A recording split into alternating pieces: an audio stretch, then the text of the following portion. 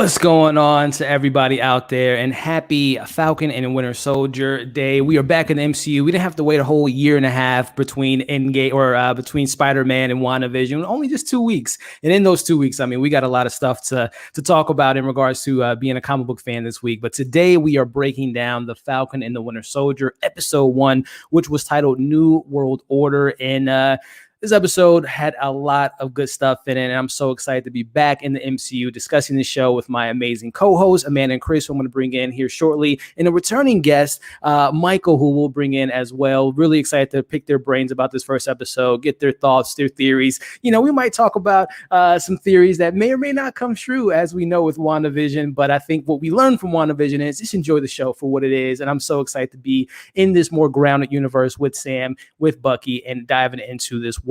But with that kind of being said, just kind of as this is your first time tuning in, we did this with WandaVision. Every single Saturday at 3 p.m. We broke it down. We talked about, again, the theories, but more importantly, we talked about the characters and breaking down the characters and the meaning behind certain things. And we're going to be doing the exact same thing every single week with this show. And every now and then, if there are groundbreaking MCU news, we'll bring that into the fold as well. But something I do want to implement a little bit more with this live stream is taking you guys' questions. So we definitely want to have your voices being heard in regards to the comment section and all that. So we will have a certain portion of the show where we're going to take your live questions and have a fun time with the community. So enough of me blabbering. Make sure to like the video, share the video, leave your thoughts in live stream. Now is the time to bring in my returning co-host that I am just big fans of, love their thoughts and opinions, had a great time with them on WandaVision, and we'll continue that great conversation with this show. Coming in first, we have this person here is like the, you know, for the hip hop fans, there was a time when I was a little bit younger where Lil Wayne was like killing the game with like features. He was like on everyone's track. He was just everywhere. And this young lady here is just like the Lil Wayne of the YouTube space. She's constantly doing streams, giving her great opinions, having her own great content. And I'm so glad to have her back. We're talking about the one and only Amanda, aka Lil Wayne. Oh my God, I'm honored. Thank you so much for that intro. You are amazing, Elliot. I love talking to you about all things superheroes, movies all the time. You're amazing. And I'm excited to be here. As you can see, I have Falcon and the Winter Soldier. And I'm going undercover. Yeah, so. I don't think this is an Amanda. You know, as you guys know, you know, in the MC, when you wear a hat, you're not the same person. So this isn't Amanda. This is someone else that we're bringing in the stream. But so glad to have you, Amanda. If you want to let the people know where they can find you and all your great content, go right ahead. Yeah, for sure. You guys can find me over at AMXND Reviews on Twitter, Instagram, and Letterboxd. You can check out my YouTube channel, Candid Cinema, and my website, candidxcinema.com. No doubt. Do yourself a favor. Check her out again, guys. I don't know how she does it. I see her on this stream, that stream, has her own content, great content, and she's a great part of the community, and so glad to have her a part of this team. So we're going to be breaking it down, Amanda. And another co-host, this guy here, is bringing some fire, some great takes. So glad to have him back. As we talked about with WandaVision, Falcon and Winter Soldier wasn't a show that he was excited for, but it was like, you know what, it might not hit the mark, but I'm glad to have him on and hear his opinion and see where he's at with this show. Talking about the one and only Chris from Tait. What's going on, man? Yeah, what's going on? Hey, man, it's glad to be back, man. Again, we didn't have to wait months, years to get into the MCU. We're just 2 weeks into it, man. We're back in the world, man. Yeah, for sure. It's feeling good. And that was a dope little Lil Wayne comparison. That's a great comparison. Man, she's a killer, man. She is a beast, as Wayne used to say back in the day. But I was just gonna say that she was a Skrull, and she just is. There's certain versions of her. Yeah, it's true though. Great point. It's true. Come on, that girl. No doubt. But hey, Chris, man, if you want to let the people know where they can find you, man, let them know. Yeah, for sure. You guys can find me on YouTube at Tait's Take. All my other social medias are linked there. So you got my Instagram, my Twitter, my email. You know, for those inquiries, you guys know you got to do some business with me. Hit me up on there. But yeah, I'm doing weekly videos. I review TV shows. I do movies. So just try to give you my little takes on these different things. And we have no shortage of content these days. And I'm really, really excited after the year that we had last year. So excited to keep this thing going. No doubt, man. And again, I'm so excited to hear your thoughts about this show, man, and diving into it. But again, guys, Amanda and Chris, all their links are in the bio. Show them some love, show them some support. Again, their content is incredible, and the amount of great content they put out is amazing. So definitely show them some love and support. And again, these are the co-hosts. They will be here every single Saturday for the next 5 weeks. We got 6 episodes with this series, and I'm so excited to have them back. So speaking of having back, this special guest here was on our Falcon and when WandaVision recap show. Had such a great discussion with him. Had to have him back. Had to have him as our first guest because I know he had a hashtag that he had out there for a while that I'm so excited to hear about. And there's a new character that I know he's excited for in Torres that I'm excited to hear his opinions about. He has great content about comic book movies, other content in regards to he has a great following on TikTok, on Instagram. He has his own YouTube channel. I mean, this guy has so much great content and so glad to have him back. Talking about the one and only Michael from BlackGayComicGeek. What's going on, Michael? Hey. Thank you so much for having me back on the show. I'm excited to be back on with you guys, Chris, Amanda, Elliot. So yeah, I'm just ready to break down Falcon and Winter Soldier. Yeah, man. And yeah, I'm glad we didn't have to wait. Even though it's only been 2 weeks since I'm like, it feels like it's been forever since that season finale of WandaVision. So long ago. And real quick, like I got on my shirt too. And when Amanda mentioned the file, I was like, let me go run and grab my shield real quick and put it in the background. So showing some love. Definitely nerding out. So no doubt. Hey, Michael, if you want to let the people know that are in the live chat and the people watching on the replay where they can find you, man, go ahead and do some plugs. So yeah, hey, how's it going, guys? My name is Michael. I am Black Gay Comic Geek. I'm Black, I'm gay, and I like comics. So yeah, on my YouTube channel, I mostly focus on movies and TV shows in the sci-fi, fantasy, superhero genre. And then on my TikTok page, I talk about a lot of these characters and the differences between the movie counterpart and the comic book counterpart. So yeah, you can find me anywhere on social media, Twitter, Facebook, Instagram, all that stuff, Black Gay Comic Geek. So do yourself a favor, guys. Check him out. Again, his links are in the bio. A lot of amazing content. He breaks down this comic stuff, and that's what I love. And that's why I'm so glad to have him in here to talk about some of the more, these are characters. I never really read Captain America growing up because I just wasn't that interested in his comic book run. But one thing that the MCU has done is made me respect Cap, or at least in particular Christopher Evans' Captain America. So, Michael, so glad to hear your thoughts on, explaining the Flag Smashers, explaining Torres, and maybe what we give him, and maybe future episodes exploring Isaiah Bradley and some relatives of his. So we're going to definitely get that knowledge in this breakdown. So again, full spoilers before we get into it.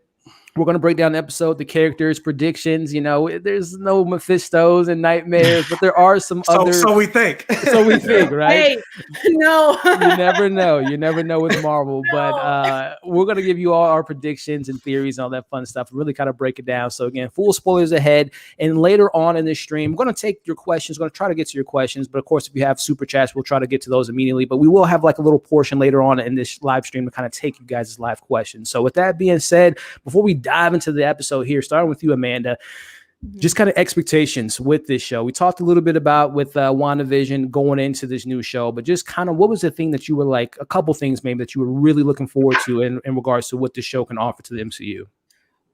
This was my most anticipated show. First off, I wanted this first before WandaVision because that was the original setup. But the trailers alone showed that it was the same type of fighting style as Captain America: The Winter Soldier, and that's what I fell in love with.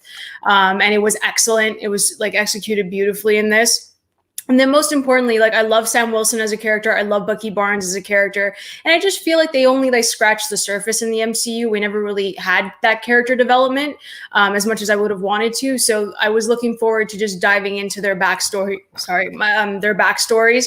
And just to see them together and their dynamic, because we only got a little bit of it in Civil War. And I was so bummed about that. But I'm really looking forward to Sam Wilson's journey holding that shield at the end of this 6-episode run, because it's going to happen. I hope it does. I'm like feeling that it does. So yeah. And we'll get into it. I mean, this first episode, he gave the shield up, which I'm so surprised. I always thought that this first episode was going to show him like training with the shield and kind of embracing it. But no, this show is going the reverse route. But actually, before we get into my boy Chris takes, I just want to definitely acknowledge the chat, saying hello to everyone in the chat. Thank you so much for tuning in. And again, go ahead and leave your questions in the chat for us, and let's have a great conversation. But tossing it to you, Chris. Again, I know this is a show that wasn't necessarily high on the list of excitement, but I know it was something that you were looking forward to. But just what were the things that you were maybe hoping that this show was going to give you with this second outing with the MCU shows? First of all, I'm not going to take any slander, any fake news. It was just number 3 on my list. And I told you, like, it was like half because I hate the Falcon and I love Bucky. So I was like, this is going to be fine. So, but I will say 3 things that I looked forward to, because I respect all Marvel. So it's just like the worst Marvel is still going to be better than the best DC. But the point is, I was looking for 3 things with this, and I was looking forward to 3 things, and I knew it was gonna be high action, so that's good. I like a lot of buddy cop things, so like even if I'm not like the biggest Falcon fan, like I thought I would still like get that kind of like banter and like look forward to that kind of stuff. So I still expect to see that, and then just like maybe some sort of like Captain America closure, maybe some answers, because he's like a fan favorite. So like even if I know I wasn't expecting to see him, but just kind of figuring out like where that went to see if Marvel's gonna touch on that, but. Those are my top 3 things that I was looking forward to on this series. So we shall see. No doubt. And then Michael, man, same with you in regards to maybe certain characters that were going to be introduced to the Marvel for the first time, or storylines, or just being in this universe again. What was your expectation level with this show? Well, with me, like, when they announced Falcon and Winter Soldier and WandaVision and Loki and all these other shows, like my number 1 was always WandaVision, mostly because I knew, like, I've always wanted the twins, and I was like, why would you give me this show but for the twins? But with regards to Falcon and Winter Soldier, like, I was excited because I was like, kind of the same thing. Why would you give Falcon his own show, but to make him Captain America? And then the very interesting things that they touch on with, like, I was like, hopefully they touch on the race angle and things like that. Granted, Disney, Marvel, so I was like, they probably won't go too far in it, but like in the comics, they kind of go for it. So I was excited to see, to see where that goes. And based on this first episode, I mean, I'm excited. No doubt, man. And I think, like you just said, this first episode definitely tackled a lot that I was not really expecting to see in this first episode. It was something I was expecting to see in later episodes, but just, again, what Sam's been up to, what the world's been up to, Bucky's trauma, and again, alluding to a bigger threat out there with the Flag Smashers. But very similar to what you all said, my expectation, this was definitely high on my list just because it was cut from the same cloth as one of my favorite Marvel movies, which is Winter Soldier, as well as Civil War, and just knowing that we're getting 2 characters from that universe, like Amanda said, of 2 characters that I've really enjoyed but haven't spent time with them. We see Bucky, but we really don't know what's going on with Bucky. He's going, like he says in this episode, which we'll talk about, he goes from war to war to war. He really has no peace. He really has no moment to kind of sit down with that character. And the same goes with Sam on your left. We get a little bit of a character background in Winter Soldier, him losing his friend Riley, him working for the government, very similar to Rhodey, which we'll talk about here. So exploring these characters was something I'm excited for, but more importantly, the conversation about, the new Black Captain America and what that means for the MCU, and dive into that conversation, as well as Baron Zemo, one of the best underrated villains in the MCU, new threats with the Flag Smashers. There's been speculation that there may be a couple mutants that may or may not make an appearance in this show, which would be crazy. No mutants. We never know. Let's just go ahead and put that out there if we do get something like that. But no, it's so grounded into reality. We see them try to get a loan, them trying to have the conversation about family legacy and what that means. So this first episode delivered that and exceeded my expectations in regards to this first episode. So with that kind of being said, let's just dive into it as we open episode, which I thought this was funny. And again, just going off of WandaVision and theories of Easter eggs and like, oh, what does this mean? We see Sam, a man, ironing his shirt. So is that confirmation Iron Man will be making an appearance in this first episode? I don't know. Is it too much? I mean, well, if you want to go that route, when he's in his Falcon outfit, you see like an M on that. There you go. Mephisto. Like, you heard it here first, guys. Confirmed. Iron Man's going to make an appearance. Mephisto's coming to the show. You heard it here first. So we see this kind of opening of the show, which again, this is a quieter moment. We see him preparing for this kind of memorial-ish type of thing that we get with Cap, which we'll talk about where we think Cap is, but a nice quiet way to open up the episode with our lead of the show, which is Anthony Mackie as Sam Wilson. But then we cut to the action. Amanda alluded to it earlier that this was supposed to be the first show that MCU was going to give us. Obviously, we know things kind of got pushed back. It was WandaVision, but actually the way it kind of plays out, and tossing to you, Amanda, I think is working out for the better. I don't know if we would have got Falcon and Winter Soldier, then went into WandaVision. I don't know if that transition from assuming that it's an action show and it's going to have a lot of conversations, but an action heavy show and then a show about grief. I don't know if that transition would have played well versus having Wanda and then Falcon. Do you think that kind of worked out for the better of the show? Yeah, at the end of the day, it did kind of work out because we are exploring like even Bucky's trauma. There's more of like personal issues that we're exploring that we saw in the first episode of Falcon and the Winter Soldier. So, yeah, I kind of like the switch up because I feel like WandaVision laid the groundwork of what they're going to do character-wise in their development. And then this is just, there was action in WandaVision, don't get me wrong, but like this is just more grounded and I really appreciated it. But yeah, now I don't mind the switch up and I'm really so happy with those action scenes. I'm just like, I was so giddy watching them. Like I was like yelling at the screen. I'm like, yes, Sam, go. I was like losing it like that. But as you said, the opening scene, which is very like intimate, really kind of shows that it's Mackie's show. Like this is his spotlight. Like the first couple of moments, the first half is like, this is his. Like we saw Bucky, but it's more of like a secondary type of story. Even though they're like together in other episodes, it's just this solidified that this is Mackie's. This is his spotlight, and he played it beautifully this episode. He just knocked it out of the park, and you saw those intimate moments with Cap and like reminiscing and in what he meant to him, really. And it was beautiful the first half of this episode. No doubt. Chris, man, just seeing your favorite Sam Wilson, man, getting prepared for this this memorial. But in regards to just him embracing the shield, looking at the shield, and him, just your thoughts on Anthony Mackie as a lead man, as a leading man of MCU. Yeah, you know. But before I get into that, I do want to touch on the order of the shows too, because like at first I was like, damn, like throwing Marvel off, like damn, like they have a master plan. I trust them so much. And they probably thought like, okay, let's give the fans like something safe, high action, which is what the Falcon episode 1 at least is already high action, gives what we're used to. So they're probably like, let's start off safe, because if their heads like if you knew Wanda episode 1 was the first thing, they'd be like, okay, no, they're not gonna understand this. This is risky. So that's probably why the Falcon was supposed to go first, but because the shows are so separate, like you could switch them. Yeah. But it made sense, like. You know, because like after seeing all this action, as I assume all 6 episodes are going to be high action, then to give us episode 1 of WandaVision, we'd be like, wait, what the hell is this?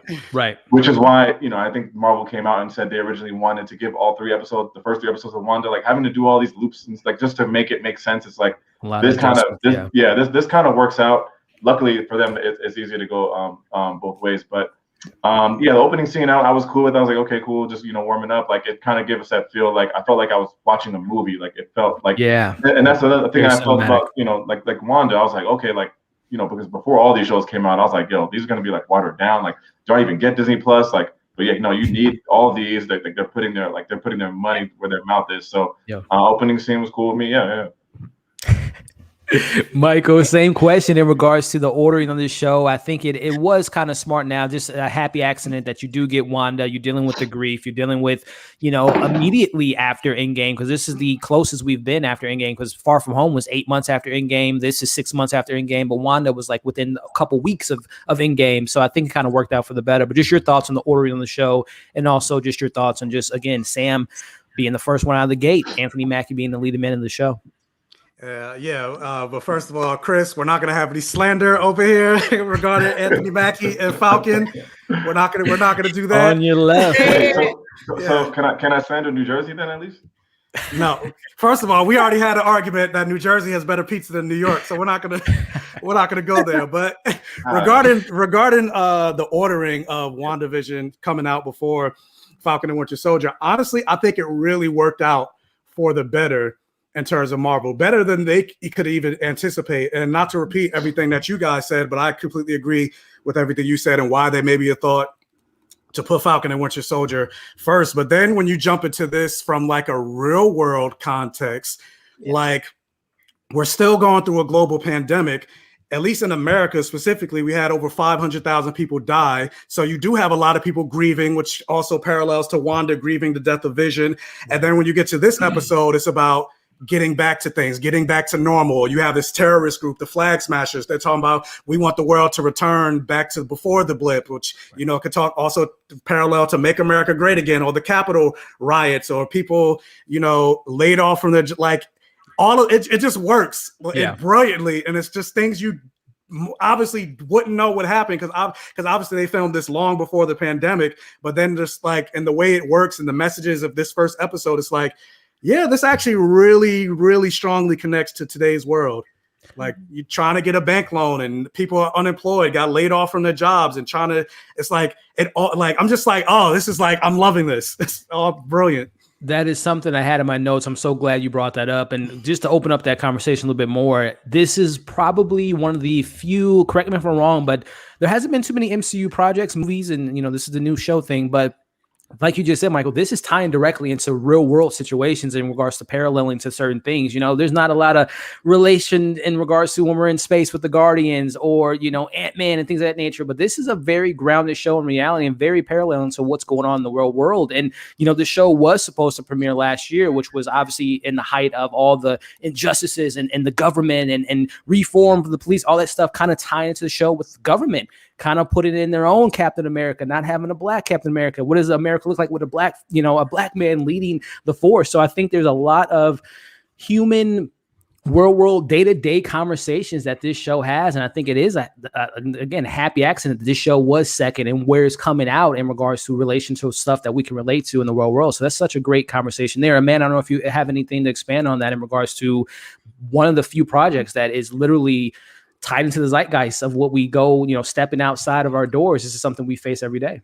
Yeah, well, Captain America has always kind of reflected the society around him, no matter what era, what decade. And then I feel like this show is going to be a representation of that, like you said. So I'm really interested to see how this is going to play out in the next 5 episodes.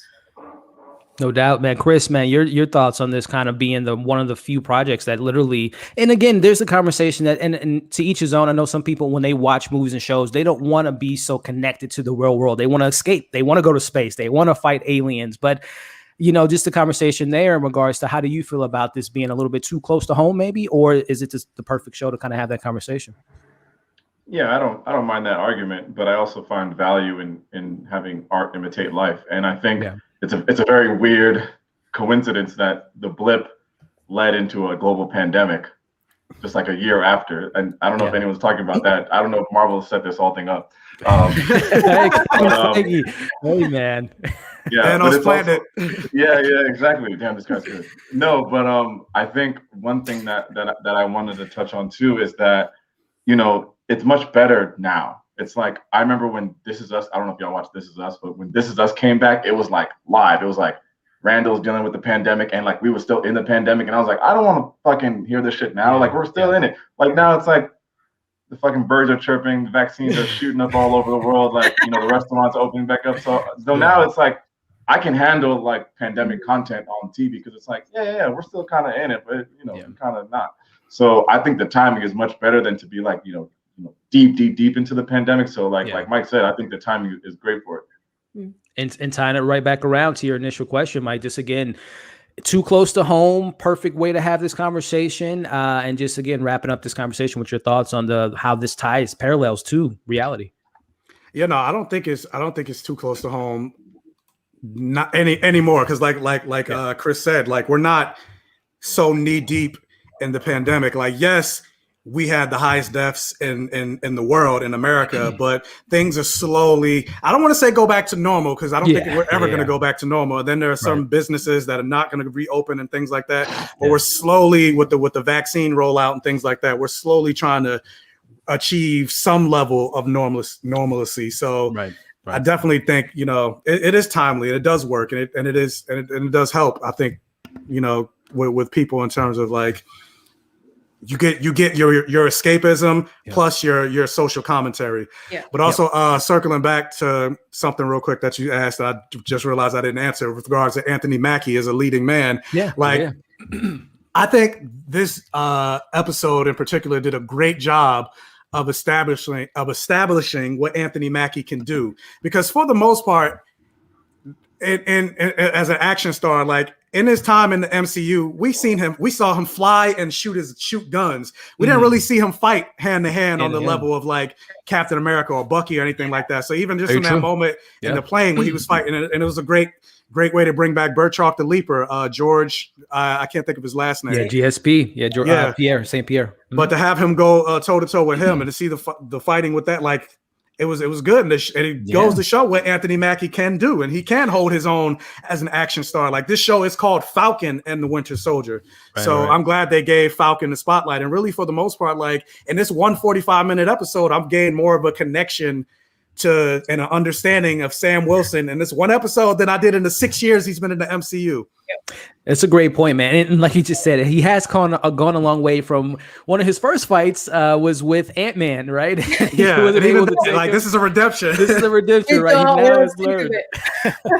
So he's learned from there since we first saw that. And also, like you said, with Anthony Mackie, Sharonda, who we had on the channel with Pay Your Way, she recently sat down with Anthony Mackie and interviewed him. And she brought up the question of like, you as an actor going from being secondary, being, not number one on the call sheet, and how that kind of dynamic is that he's number one on the call sheet and what that means to him and all of that stuff. So I think he has the chops, the charisma, the screen presence to lead a show and to lead, Marvel films in phase 4, when we get that new Cap and him leading the Avengers, taking on whoever the big bad is. So that's a great thing to kind of see in this first episode. But again, we get the social commentary, which we'll dive into a little bit later, but the action was something that definitely stood out to me. And not only how the action was presented, but the parallels to, again, going off of WandaVision, it made Age of Ultron a better film for me because there were little things in WandaVision, seeing her as a little kid, the trauma, the grief, the conversation she had with the Vision at the compound. But this show, in this first action set piece where we see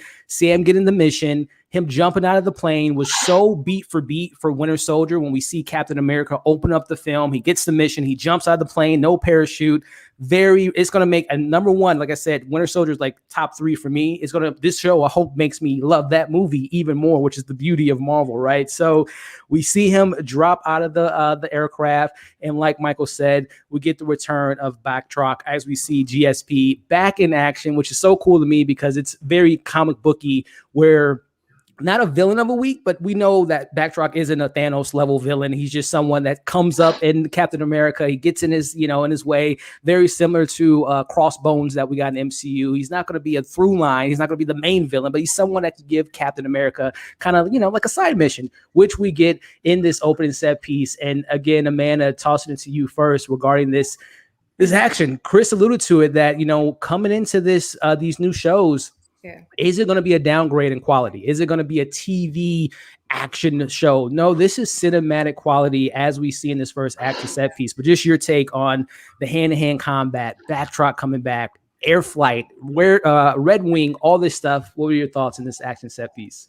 I was living. I actually got, after he was ironing his shirt and everything, we kind of got like the score came up, and then it was like the Falcon and the Winter Soldier, and then it went straight into this action scene as we see here, and I got goosebumps. I know that sounds so random, but I'm like, oh my god, like yes, Falcon's gonna be in action. I'm so excited. Yeah.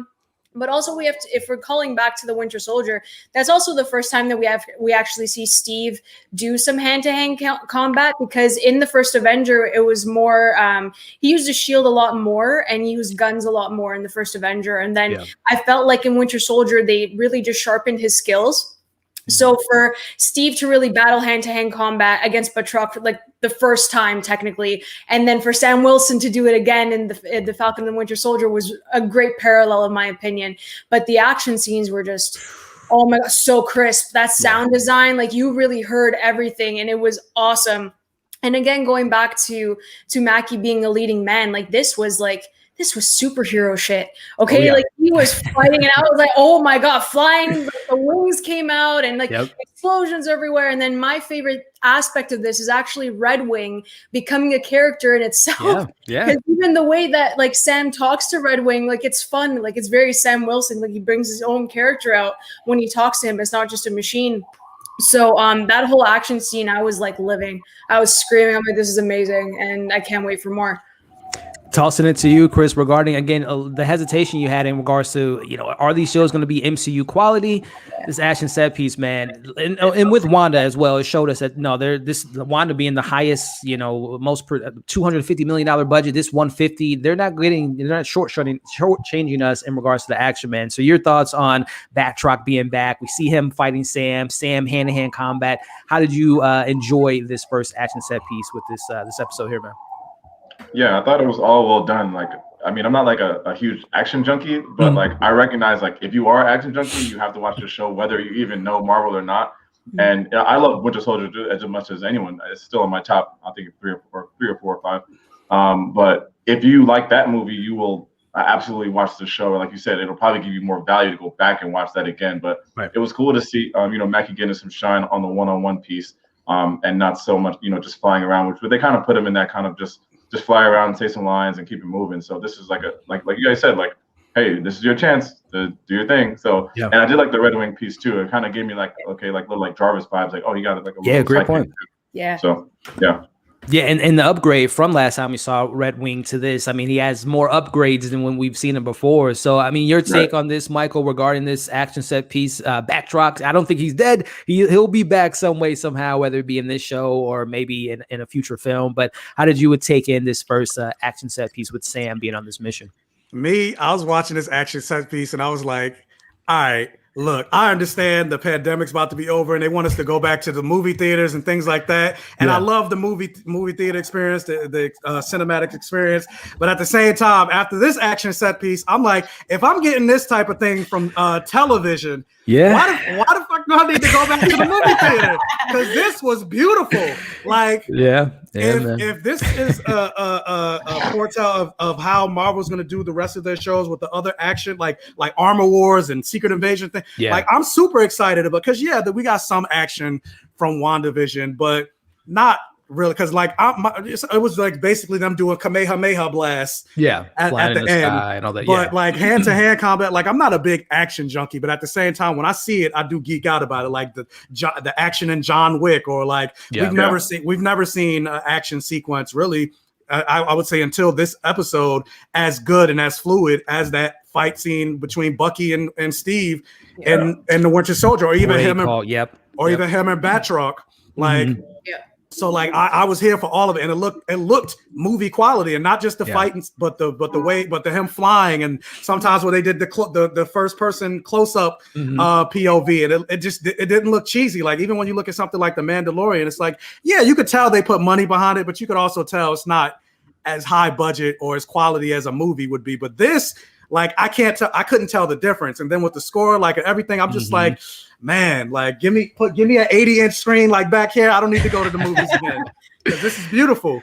It's a fantastic point you bring up in regards to just the quality we're getting on TV. And I think, again, it speaks to just where streaming is from, 10 years ago to now, and going back to what you just said about Falcon and Winter Soldier and comparing it to Winter Soldier and Civil War. Yeah, you're so right. The hand-to-hand combat, we don't see that in Marvel, right? I mean, I love Spider-Man, but Spider-Man doesn't even fight hand-to-hand. It's all web slinging and this, that, and the other. We don't get hand-to-hand fights like a John Wick, like you mentioned, a Bourne Identity, James Bond. So seeing that is so much different than, any other action than we get in Marvel. So it was so great, and it wasn't a downgrade from Winter Soldier. It was literally just a continuation in regards to the choreography, the score, Harry Jackman being back into the fold. Like you mentioned, Amanda, the score is just so perfect. And again, this is cut from the same cloth as Winter Soldier and Civil War. So We get that great action set piece, and then we get a quieter moment, which again is what I love about this first episode, as we see Sam kind of sitting down, having a conversation with a new character, which we'll dive into and maybe talk a little bit about who he is in the comics. But we get Torres as he kind of sits down with Sam, and they have a little conversation about Sam's tech and how Sam's been working with the Air Force for 6 months, which is a great way to explain, okay, Sam, he was a fugitive in, from Winter Soldier, Infinity War, and Endgame, but now he's back into the fold, working for the Army again. But it's in this conversation that we get from Torres. He talks about the Flag Smashers. He talks about what they mean in regards to, there are people out there that enjoyed the blip. There were people out there which, not playing to play devil's advocate, to play against, how Thanos' mission might have been came into fruition. There are probably people that worship Thanos in this universe that probably really appreciate the fact, not to get morbid and sad and dark and twisted, but just think about it. In reality, I don't know how many, I'll just say, let's say there's 6 billion people in the world and 3 billion of those people were gone. I would imagine that first year was rough. Obviously, people lost their families and all that, but economically speaking, opportunity-wise, there were probably a lot of people flourishing in this MCU within that 5-year gap. So there are people that enjoyed not having those people there. Again, not to get morbid, but once they come back, what now? So Amanda, just your take on Torres, his appearance in this show, and he's going to be a pivotal point because there's not, you don't just have a random guy coming in every now and then. He's going to be a big character, and Michael will probably allude to it in regards to maybe the connections to the comics. But just your take on Torres and a little bit of backstory with the Flag Smashers and just this conversation as a whole. Yeah, I thought he was cool, especially because he was like fangirling over Sam Wilson. I'm like, you know what? Yeah, same. I'm like, I feel that, so that makes complete sense. So I love their dynamic, and it's just funny because he looks at Sam like he's just so in awe of him, and he's just so excited that he's an Avenger, and it's such a great connection. And of course, I did some Googles on Torres, and Michael's going to go into it. I'm excited to hear what he has to say. But yeah, I'm excited for that. The Flag Smashers at first, I'm really happy that Sam made fun of the name because like the name of the Flag Smashers is not really that intimidating. Yeah. But yeah, I mean, as an extremist group, whatever you want to call them, like that's something that is going to be in the Captain America world. Yep. So yeah, I mean, as a secondary plot point, I think it's going to be cool just to explore that in the episode. No doubt, man. Chris, your take on this kind of quieter moment. Again, we see a couple walk up to our family, come up to Sam and say, Avengers, thank you so much for bringing us back. It's so crazy looking at the Avengers, and it's reality. They're celebrities, right? Which we'll talk about maybe the benefits that they don't get as Avengers for saving the world twice over. But your take on this scene, are you excited to learn more about Torres? And then again, just a little Easter egg in regards to, there's a thread out there by the name of Flag Smashers. In this world, there are people that like the blip and want to go back to that. Again, Baron Zemo, the world doesn't need heroes. Yeah, I like the scene a lot, actually. That kid, the Torres kid, gave me some Dark Knight Rises Robin vibes. I was just like, what are we doing here? There's just a lot of that he gave me. And I liked, it kind of gave me another, the family comes up and it's like, okay, are American heroes more celebrated overseas, which we've seen with a lot of, like, especially Black Americans, like Black celebrities. Good point, in our history, sometimes we don't appreciate what we have here, but then they have to go overseas to get like love and appreciation. Sometimes they want to leave. Yeah. So I thought about that. Then I thought about the people who would prefer life in the blip, which makes sense because it's like kind of sometimes like I'd be so excited to go outside, but like sometimes like, damn, I miss quarantine. Like I mean, like if you don't, I didn't die from COVID yet, so like I can say that, and like luckily my family and friends have been healthy. But there's some parts of it where I'll be like, you know what, damn, it was kind of relaxing. But of course I do want to go outside and turn up. But I understand that. But that whole scene made me realize how much I would love to see a blip show, like what it was like to be in it at that moment. So like that's like the biggest takeaway I had. And I was like, it's kind of like Fear of the Walking Dead. So I didn't even watch that show, but I feel like it was like another angle of The Walking Dead. So like if there was a show that said like, what was it like during this time? Like what, like some real life applications, like what was going on? I would love to see that kind of show down the line. That's a great point, man. Because again, if you look at after the blip, Far From Home really didn't explore that too much. We went overseas, as you just mentioned, overseas. We didn't spend much time in New York, but even in WandaVision, we were isolated in this Westview, and don't really dive into it. And even with this show, and we'll see what the rest of this episodes have to offer. But I think it would be really interesting to see, you know, who wasn't affected by it, who lived through the blip. Again, you know, Clint Barton with Hawkeye, you know, She-Hulk, maybe she was lived through the blip and becoming an attorney and all that stuff. So I think there will be some shows and maybe even movies that dives into what that 5-year gap was in regards to what the world was like. But Michael, same with you, man. And again, diving into a little bit of the comics with Torres and what he can potentially mean for the show. And then also your thoughts on the Flag Smashers and the psychology of this, of the people in this world want to go back to not the dark ages, but they want to go back to what life was like when there was half of humanity gone. But yeah, I'm gonna take that last part first. But yeah, like Chris, because I mean, I kind of agree with that, because I think about when, like in the very beginning of the pandemic, when basically everybody was staying home, right, and how open the roads were, like the highways were empty, like there was absolutely no traffic. It was like, dang, I could leave to go to work and look like much later because there's nobody on the road. So I can imagine like those type of people, like, oh, I want to go back to, or even when you talk about Avengers Endgame, where Steve Rogers was like, well, look on the bright side. He was like, I haven't seen a dolphin in the harbor in the last couple of years. So I'm pretty sure if you get rid of 500 million people, like climate change and all that stuff would disappear. Maybe, you know, somebody owned a house that you wanted. Now they're no longer there. You could go up in that house. So I'm pretty sure there are a lot of people that, and the jobs too. Like if you're working in job opportunities. Like, oh, the vice president got blipped. I'll do it. Whatever. Triple my salary. Like, I'm sure there's like a lot of people that were benefiting off of I mean, even Hayward, like part of the reason he was able to move up is because Monica wasn't there, because she would have been the head of SWORD. And so that's part of why he tried to get rid of her so easily. So I can imagine that mentality, but I'm also glad they brought in the other perspective. Like when Sam said, usually when other people are thriving, somebody else is not thriving. So you might be happy that there's no traffic on the road, but then guess what? Somebody's also suffering in the hospital from COVID.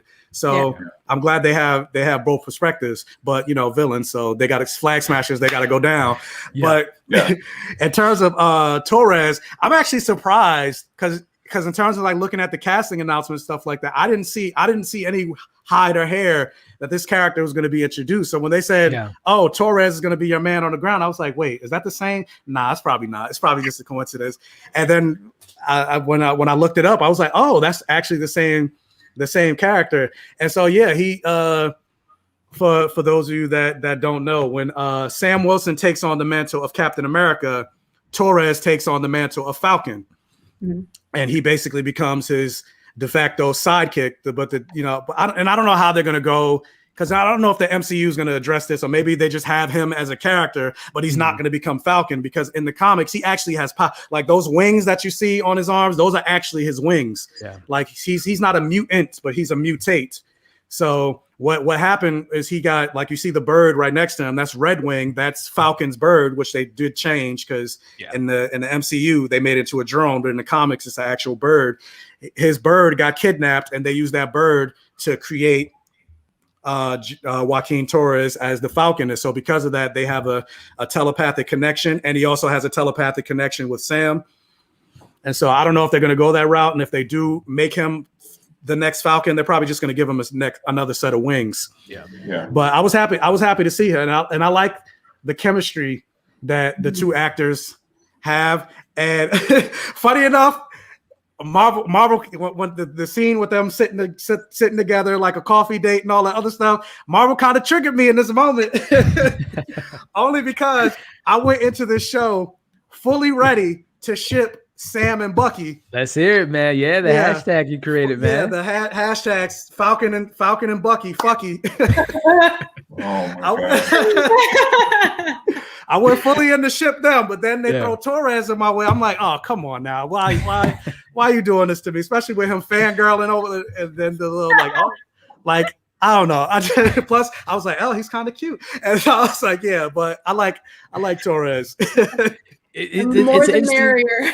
He's an interesting. I mean, it could be a poly thing. Granted, I know it's not going to happen. I know it's not going to happen. Disney, Marvel, but still, don't kill my fantasy. Hey, man, you never know with these properties. But yeah, I think with Torres, it is something to explore. I think, like you just mentioned, Michael, there's certain characters that they do comic book accuracy backstories. But even with, like you just mentioned, with Falcon, not having a Falcon he can talk to, it's a drone. They make it a little bit more acceptable or accessible for the public to be like, this guy's talking to birds, and you want me to be a fan of his versus but you also got Aquaman who talks to fish. Very true. So who knows? We might get Sam talking to some birds by the end of this show, but who knows what can happen with, I think there's a lot to be said about Torres. As you mentioned with his comic book, I think if I'm not mistaken, he was like taken away from the borders, because I think this was 2017, which was right around the time of, some political stuff of, obviously building a wall and all that stuff, and the story that they had going there and being experimented on is something that this show will probably focus on. We know what happened with Steve Rogers being an experiment, being created in the lab, as Iron Man says. We'll talk about Isaiah Bradley a little bit later. There's this theme of people getting experimented on. Wanda and Pietro, people against their will being experimented on. So maybe the reverse of the comics, Torres might want to be not a super soldier, but might want to have enhancements to fight, the Flag Smashers, because he gets his ass beat later in this episode. So he might need to have some type of enhancements to fight this war. So who knows what Marvel might do with this character, but I think it's someone to keep an eye out for. Yeah. But I'm also like considering this is the thing that kind of gets me nervous. There's only 6 episodes and they're only 45 minutes each. Right. I'm like, we're already like, we only have 5 more episodes left. Yeah. So I'm like, considering all of that, I'm like, I highly doubt, because there's a lot of threads that they need to talk, because we still haven't gotten Baron Zemo. So Sharon Carter. Sharon Carter. We have to get them into this scenario. We have to get him to have his shield back, the storyline with U.S. agents. So I'm like, because I know you're going to talk about later on with Isaiah Bradley, and I'm like, I've been saying for the longest time it would be a highly missed opportunity if they do not touch on the story of Isaiah Bradley. But I'm like, where's the time? I'm like, where's the time? Like, how then with Joaquin possibly becoming Phoenix? Like, I'm Phoenix. Whoa, wrong universe. Falcon. I'm just like, I don't know how. Yeah, I don't know where they're going to find the time for it. And then also you got to get Bucky's storyline in that as well. A lot. I think, and keep in mind too, this is like you just mentioned, a mini series, and who knows, there might be a season 2 in the works. And I know they said that this is mostly just a one singular 6 mini series versus a series. But again, Falcon and Winter Soldier could translate to us Captain America 4. Thor got his 4th film, and we'll see what other Avengers get a 4 versus the trilogy. So this might be something to explore. And again, there are more shows to be had. There is a continuation of how we know Wanda ties directly into Doctor Strange 2 and Spider-Man into the in his film, but maybe this show will tie into Armed Wars, Secret Invasion, Miss Marvel. It might have a through line of, again, just certain storylines that might not be able to be fleshed out here, continue on in another show. So again, this is the beauty of Marvel, the beauty of comic books, of having this kind of thread line from show to movie to show to movie. So we'll see. But you just mentioned there's a lot to tackle. I was gonna say, we were all complaining about WandaVision being like 23 minutes or 30 minutes an episode. Marvel's just like, okay, we'll give you longer episodes, but then we're gonna give you a shorter season. I'm like, come on, man. We can't win. We can't, pick your poison with that. But going back into the breakdown here, we hear Torres mention, hey man, Sam, where's Cap? Is he in the moon? Is he looking down upon us? And he says no, and the funny joke of, I'm doing moon stuff. But let's just tackle this conversation now, starting with you, Amanda, and we'll get into it when we talk about him and the farewell to Cap. But Captain America, he is off the table, speaking in regards to how things end in Endgame. He's old man Cap, but where do you think Cap is? And again, not going into the conversation that was had last week with, Kevin Feige saying that Chris Evans is not coming back as Cap, but just your take on how this show is going to handle Cap, more voiceovers. What do you want to see this show do with Captain America? I think Steve is dead. With the way that Sam is talking about him, I actually bawled my eyes out during that scene. I thought it was a great speech. It also shows how how personally affected he is by Captain America and the symbol of Captain America, and the fact that Steve entrusted him with the shield. So it was incredibly moving. And then afterwards, when he takes a walk with Rhodey and the other, for the other section of me crying for the past like 5 minutes, it was a beautiful, beautiful send off. To Steve, I think, because I do think he's dead. There's no way you can give a speech like that, honor his legacy, and use those like key buzzwords and Rogers isn't dead. So, I think the use of voiceovers are going to be really powerful, I think, in this series, especially in regards to Sam Wilson, because he keeps replaying the same conversation in his head. I think he's gone. For now, I guess. But that whole scene just completely ruined me. I couldn't stop crying. So tossing it to you, Chris, your take there on Mr. Steve Rogers and potentially where this character could be officially off the table, chilling on Maui Beach, up there with Nick Fury and on the moon. Who knows? He could be, future episodes or movies. He's working as a sword director. But your take on Mr. Steve Rogers? Yeah, for sure. Yeah, when I was watching it, I didn't get the feeling that he was dead. I just felt like he was just like 100% off the grid, like Tupac. There you go. He's chilling with Tupac. Just joking. Tupac's dead. Or is he? Yeah, exactly. No. Yeah, that was like I didn't get a big takeaway from that scene. I didn't think much of it. I thought it was like a dope little tribute. The most time I spent thinking about that scene, I was like, damn, that's a nice ass case for that fucking shield. And then these motherfuckers open it up like a day later to give it to this psychopath. I was like, this is so nice. I was like, man, and I thought about like, damn, like I wish I could go to that museum and see. I was like, damn, all this is dope. Yeah. The museum, the detail that they put into that museum, I was like, this is fantastic. Yes. I was like, every little piece of that, I was like, this is the most realistic thing that doesn't exist I've ever seen in my life. This is a museum I want to go to. So I didn't think that he was dead, but I was like, this is a dope tribute no matter what. And this is exactly what we would do. And then it's another, testament to like how Captain America's getting a fucking shrine, and then fucking Anthony Mackie can't even get dental. Like it's like levels to this, but we'll get into that later. Yeah. Very true, man. And tossing it to you, Michael, regarding your take on Captain America's absence from the MCU. Is he officially gone? Is he off on the grid? Just your take on a farewell to Mr. Steve / Captain America. Real quick, the Museum of Captain America, like it reminds me of the Flash Museum on the DC side. So I need to have both in the real world so I can go visit. Go check them out. I need it. But in terms of like I'm with Chris. I don't think Steve is actually dead. I think they're mourning the loss of Captain America. Great and maybe the world thinks he's dead, but I don't think he's actually dead.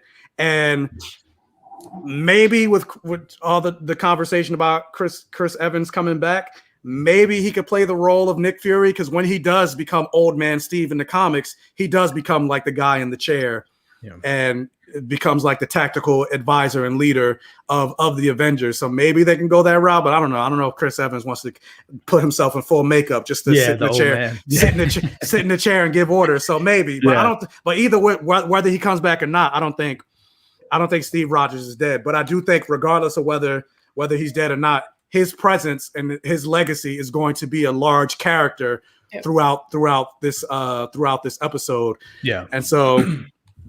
I did feel some type of way about that guy, the head of the museum, or whoever that guy was, the bald head white guy. That when Sam gave over the shield and he was like, "You're doing the right thing," I said, "Fuck you." We're actually going to dive into that scene right here to kind of talk about that handoff. But there is, so before we actually went live, I can't remember the Twitter person, but there's some eagle-eyed fans out there that caught this in regards to answering that question regarding what happened with Steve. So some fan out there caught this, and it's probably hard to see. So this is in the scene. I don't know if you guys can see, but that's Rhodey on the side of that kind of picture there. And the quote that reads in that little shrine, if you want to call it, is it says that Captain America, with the death of Tony Stark, Steve Rogers honors his friends and family, retiring and laying down his shield, enjoying the world that he fought so hard to protect. With this exhibit, the honor and life and legacy of Steve Rogers, Captain America, patriot, soldier, and hero. So he's not dead. As far as this reads, that he finally retires and lays down the shield. So Captain America, Steve Rogers, is still alive. Now, where he is, you know, I don't know if the show will tackle this. Again, the rumors of Chris Evans not coming back in this role is something that has been said by him as well as Kevin Feige. But again, they're not going to tell us if he's coming back. That would spoil the big reveal there. But, you know, to answer the question, Steve is still alive. But like you said, Michael, Captain America, as we know it, is dead in regards to that character and what he stood for. And obviously we have a new Captain America to take on the mantle. So really interesting to see if we do get more voiceovers, more of a Steve Rogers presence within the show, which I'd imagine that we will. So, and real quick, the reference to, you know, him being on the moon looking down on us, that's actually a reference to the original Nick Fury. And that's like an Easter egg to that, because right now he's on the moon, like he's the new Watcher in the comics. Yeah. So it's a great call. It's a great call, man. And again, can't wait to see what Nick Fury's been up to when we get that Secret Invasion show. But again, we talked about this museum, which, you know, like you said, Chris, it was a great looking museum. It was beautifully a great set design. But within this scene, again, we see Rhodey making his appearance, which we'll talk about here. But in this moment, we see Sam giving up the shield, and there's no pushback. You know, they're like, yes, give us the shield. Thank you, Sam. You made the right decision, as we know what they're going to do with that shield a little bit later. But Amanda, your take on this whole situation of this memorial and the speech that Sam gives and talks about and throws in the joke of Steve, you know, taught him how to be stoic. But also, as we can see on the screen now, we got the return of Rhodey and War Machine, and we'll talk about the conversation with that he has with Sam. But just your take on this whole sequence here, this kind of memorial-ish situation with Cap. Yeah, like I said, I bawled straight through because there is the implication that he's no longer with us. But I cried. I shouldn't have cried, but I cried. But I really love that Rhodey was there in this scene because he was so close to Tony as well. So I think that Rhodey and Sam, they connect that way. Mm-hmm. And it was an emotional, very emotional speech. But I'm just bitter that he gave up the shield. Like I honestly, while I'm watching this show, like I understand they want to like give Sam the backstory and give Bucky the backstory, but at the same time, like the end of Endgame, like, Steve gave it to Sam. Like it's Sam's shield, like it's his. I would have been perfectly fine if like there's a Captain America 4 and it's Sam Wilson with the shield, full Captain America gear, and like I would have been fine with that as well. But just the whole fact that he gave it up, and then like it just broke my heart. It really broke my heart what happened at the end of this episode. So that whole scene and then him giving it up is just it was hard to sit through. But it speaks to the character of Sam Wilson in regards to maybe not feeling like he earned the shield in a sense, right? It is Cap's shield, as he says in this memorial. You know, it's not mine. It's Cap's shield, and we kind of know that. So there is a little bit of even a character moment there that he doesn't feel like he's earned the right to be that particular Captain America. And as he says in that speech, we need new superheroes. We need new people versus taking on that mantle. But we know eventually he'll probably take that shield. But Chris, man, your take on this this moment here. And also just your take on seeing, James Rhodes coming back as War Machine, as Don Cheadle. We talked about it on the WandaVision. He spilled the beans months ago when he said, oh, yeah, I'm going to be in Falcon Winter Soldier. So it wasn't a huge surprise, but still, minus the surprise or not, the conversation that he has with Sam, like Amanda alluded to, they're two people that lost their best friends. They're mentors of a sense, and they're now they're the leading person in their own situation versus, relying on Tony or Cap to be there. So your take on that whole sequence there. Yeah, I was definitely happy to see Rhodey. Definitely happy to see, just familiar faces in these shows coming back. So that's really good. I couldn't help. I was like, why would he give it up? Because that whole scene in Endgame, he says it feels like it belongs to someone else. It doesn't. He's telling you this is yours, even if you don't feel ready to wield it. Like, at least hold it in your crib. And not only are you like, it's like you're not giving it to fucking Nick Fury. You're not giving it to fucking Thor or some shit. Like, you're giving it to the government. Like, when has a black man trusted the government in the history of time to say, let me just give it to you guys? the museum already is dope. They could just build him a fake shield. Like it's like it's just display. Like I don't know. And then like it's insane that a new person has it in the same week. Like that's just nonsense. Yeah. Like outrageous. So like we'll see where this goes. But I was like, from someone like that's supposed to be like stubborn, like Mackie the young kid. That's I don't know if you would just be giving that up like that after all that it went through from Civil War to Iron Man bringing it back. Like those are big moments, and then you're just handing it over to fucking Trump. Like I don't know. And again, hopefully they will explore that more with why he was so willing to give up the shield. Again, they allude to it in this episode again, and we'll talk about his family legacy. This isn't his legacy. Again, that shield is not his shield. That isn't something that he again earned and something that was created by him to represent him. So there is a little bit of understanding of like, it just doesn't feel natural to kind of be given something as he's normally has to earn something. So Michael, your take on him just being so willing to give up the shield and what that means for Sam and maybe fighting back for it from U.S. agent, but your take on Rhodey Man and how deep of a conversation and what that can potentially mean for future appearances from War Machine in the show and also setting up, Armed Wars. But yeah, I completely agree with both Chris and Amanda said. Like I was upset that he gave up the shield, but at the same time to play devil's advocate to what Chris said, it's not like I don't necessarily think he was giving it to the government. He was giving it to a museum. It's not like he was like, oh yeah, like here guys, you can use this for your military projects. Like no, I want to, I want to honor my friend, my best friend, who I've been, ride or die with, who I literally risked my life for. So in that aspect, and then also like because I mentioned, I see Geekly Goods mention that he wished Rhodey would have pushed him a little bit more in terms of like taking on the mantle of Captain America. And I mean, I get that, but at the same time, like sometimes you don't like, it's hard being the first of whatever. Like it's one thing to be the first, we celebrate being the first Black president or anything like that. But like Obama took a lot of shit.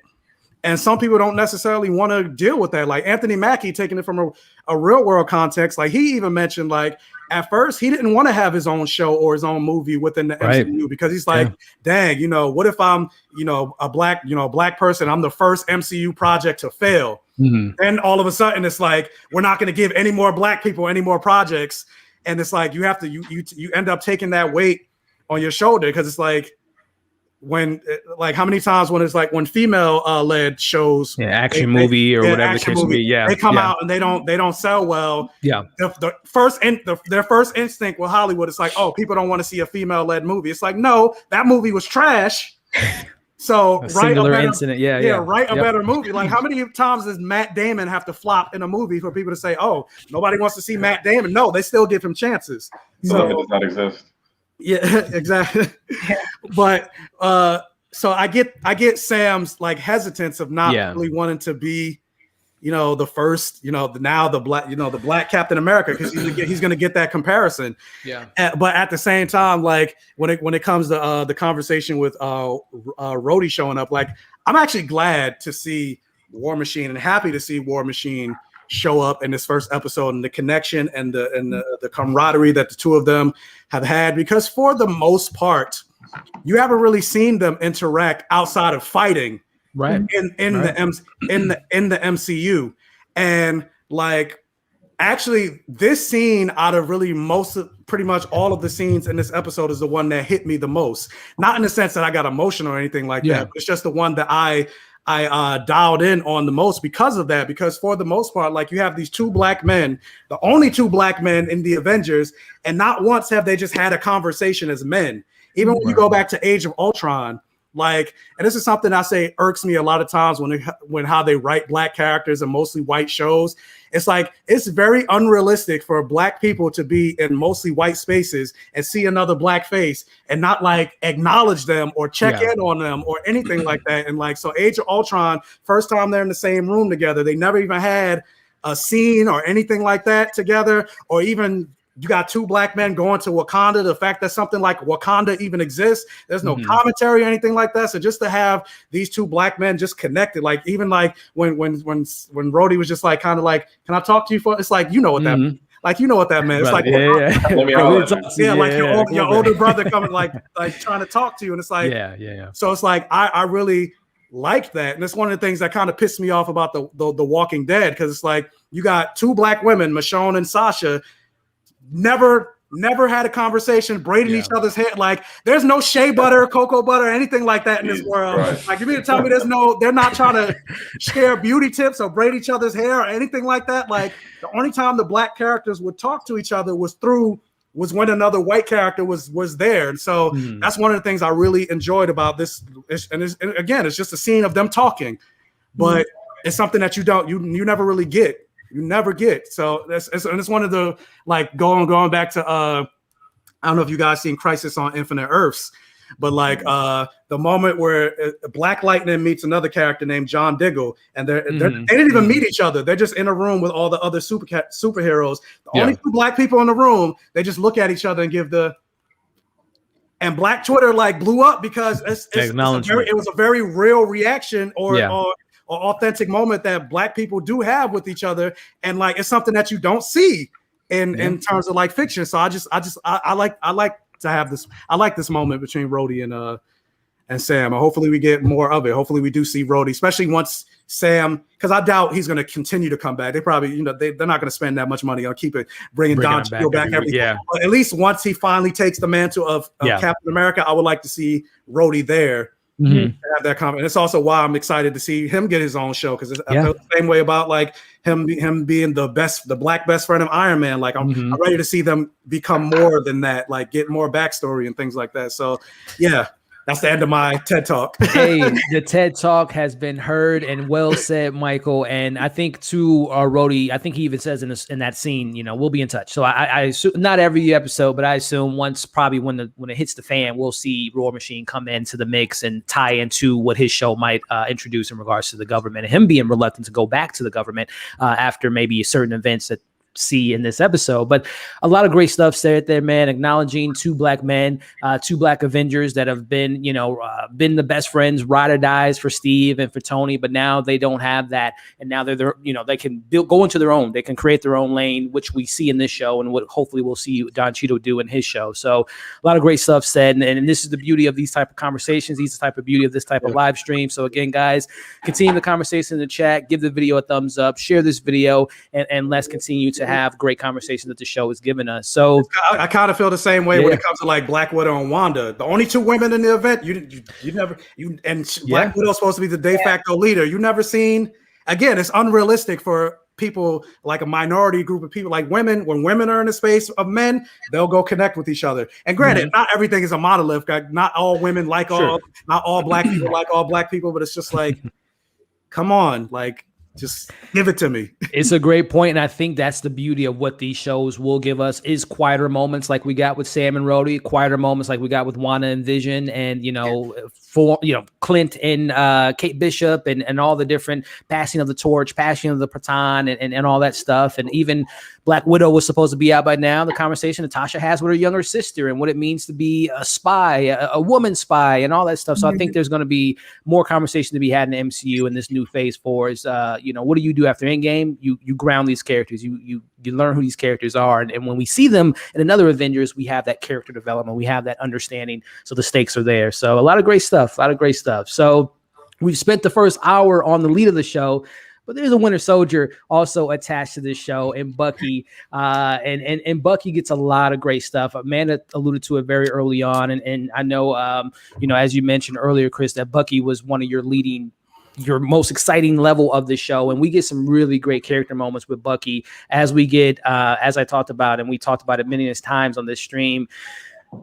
Winter Soldier is such a badass. Like whenever we saw him in Winter Soldier, just that Terminator-ish vibe. He's a force of nature. He gets the job done. He's so efficient in his elite killing skills with Hydra. And we go back to that. And I love, again, that score when Bucky, or I should say Winter Soldier, comes in the mix, comes into this scene, takes out the guys with so much ease, killing this guy, that guy.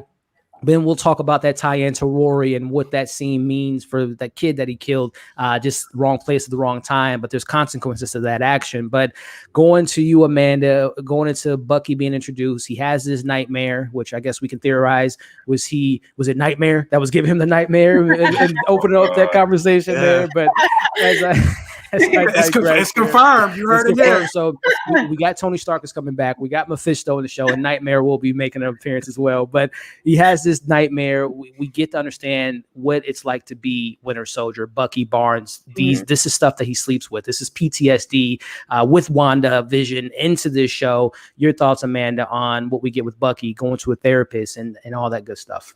Well, next to Wanda, he is the most traumatized character in the MCU, I feel. And now that we get a chance to actually see what he's thinking about, what he generally like goes back to in his head, and like he replays these moments in his head. Like you said, it is PTSD, and he wakes up in the middle of the night. And then I actually saw like a GIF set on Tumblr. Yes, I went on Tumblr after I saw some very amazing fan art from Michael, so I went on Tumblr. But yeah, going there, it's Sam and Steve actually had the conversation about not being able to sleep on their bed in the Winter Soldier, and then that's their first moment that they kind of understand each other. And then we see that, like, because of Bucky's nightmares, he sleeps on the floor, cold with just a blanket, and he doesn't know how to fit into society.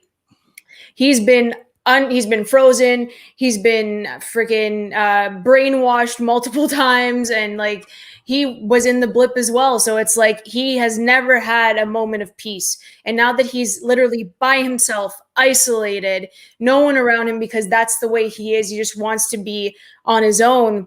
His mind's in overdrive. So he remembers all of these like horrible things that he's done. And he tries to get back out there. And the fact that his best friend right now is an older man just like kind of warmed my heart. I'm like, of course he would befriend an older man, right? So that whole thing in the alleyway too is just really funny. And we get to see a different side of Bucky. And I'm thrilled for him that we get to dive into his backstory.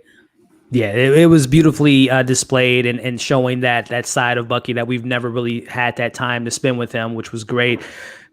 Chris, man, this is your man, Bucky, man. Bucky Barnes. We get to the Winter Soldier taking out those guys. We see him kill Rory's son, which, again, we'll talk about here in a bit, but also just seeing him having those nightmares, having the therapy session. Also, too, I don't know if you guys noticed on that list that he had, I don't know if you guys can see, but there's Zemo on that list. Zemo is on that list. So he has some amends to make with Zemo being, I don't know what. Zemo was the one that took advantage of him. But again, we see Bucky is he's trying to make amends to his old sins. So Chris, man, your man Bucky on full display here. I didn't notice that.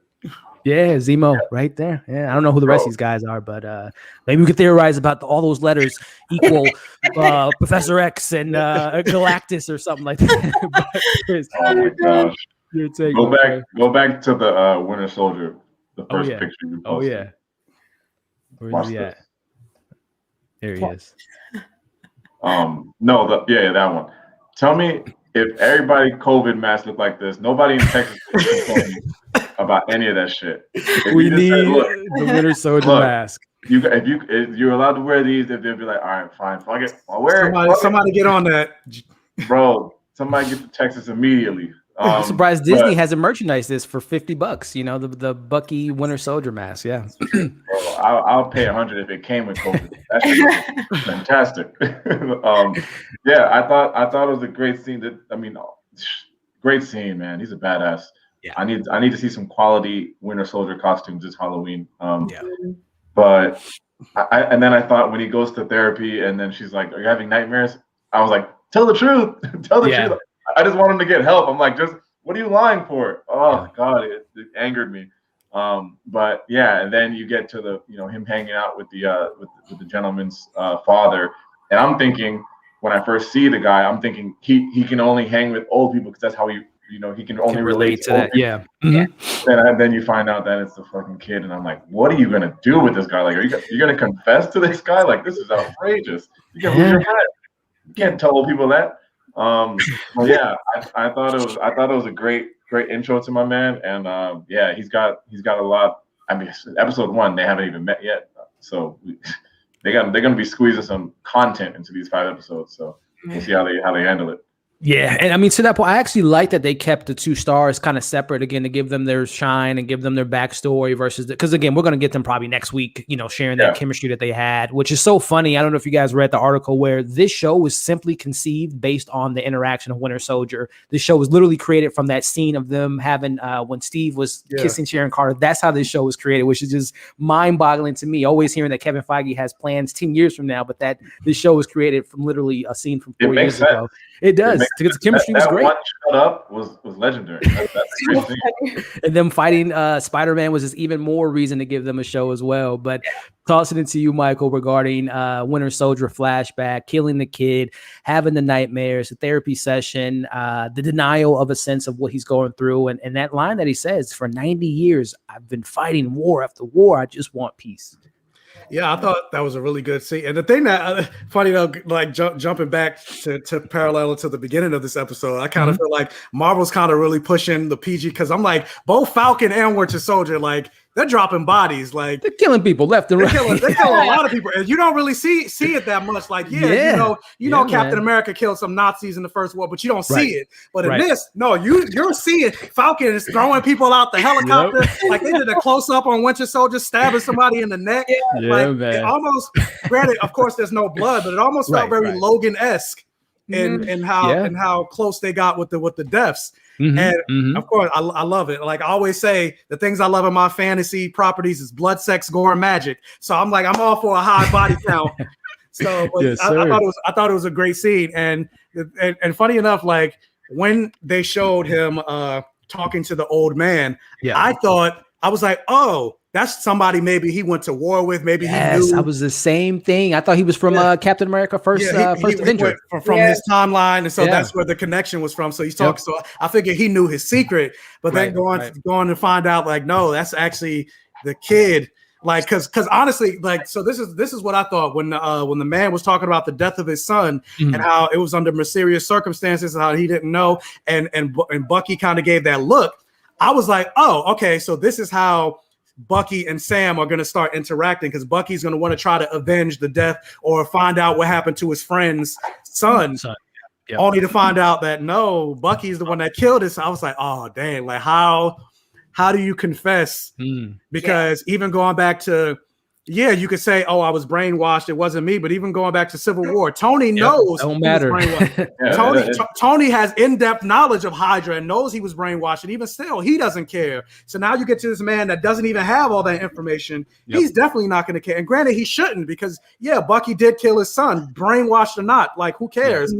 But at the same time, it's like my heart kind of breaks for Bucky, and like what Chris mentioned during the therapy session was like, I just want Bucky to be honest and I'm like, but I get it though, like literally, like when Bucky mentioned, he was like, this is new for me, like literally for 90 years I've been going from war to war to war to war, and I've only had, like, granted we don't know how long he was in Wakanda, but I had that one moment of peace.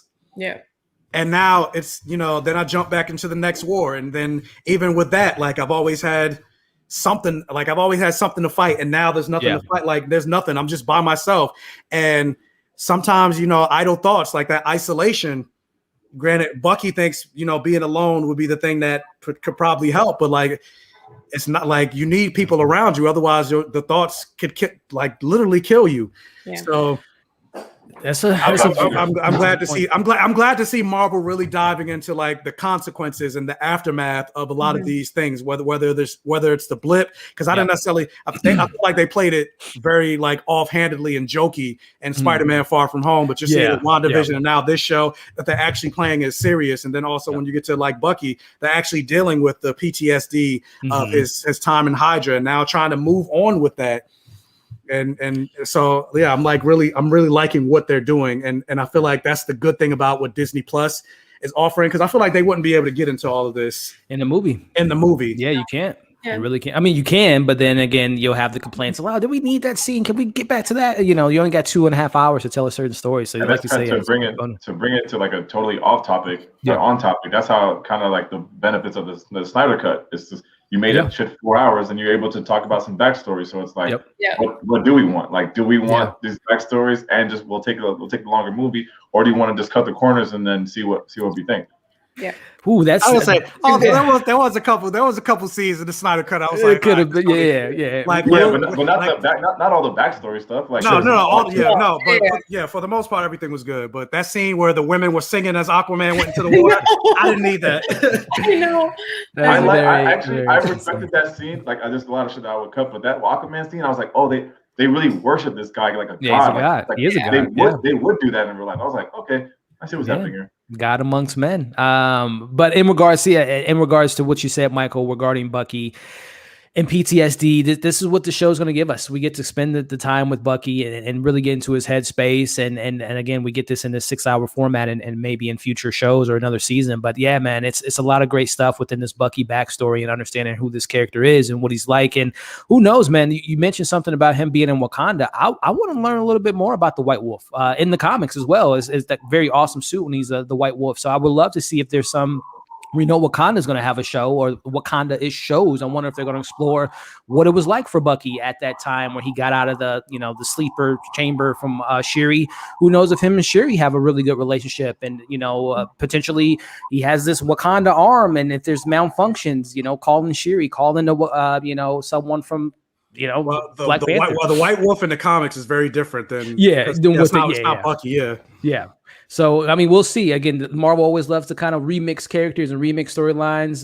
But I would love, again, just exploring this character, Bucky Barnes, and what we get in this scene was just fantastic. And within that scene, the government's still tracking him. And we know the government is keeping tabs on Bucky. They let him free, but who knows where Baron Zemo and getting that book out, if we can tap back into the Winter Soldier, which would be interesting to see, no doubt. But going into some of the more great emotional beats in this episode to me, when we go to Louisiana with Sam, we meet his sister, Sarah. Also, too, there was another cool parallel. I don't know if you guys caught when Bucky did save Rory in the alley. Did you guys get shades of first Captain America movie? He's always saving people. I mean, not that he needed saving per se, because the guy wasn't going to beat him up or anything. But I just love, again, just the nod to previous Captain America films and what we know from the character in previous iterations. But in regards to, again, I thought meeting Sarah and the big thing with Sam is Sam's family legacy, which I think this first episode really kind of focuses on, and tossing it to you, Amanda. We meet Sam's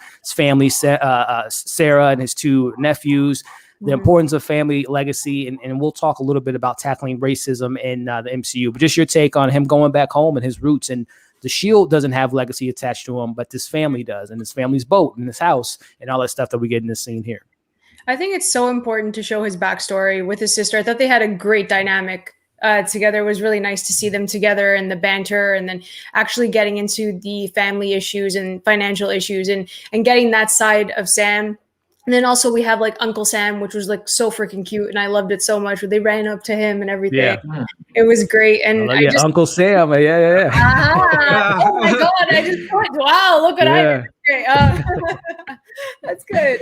But yeah, I love that backstory, and we get to see his legacy, who he is, and I think that's so important in the path of like becoming Captain America. Like that's what we need to see. And honestly, we do, like, I go back and forth in wanting the show and then not wanting the show in regards to becoming Captain America in this case, but you can only do this with episodes.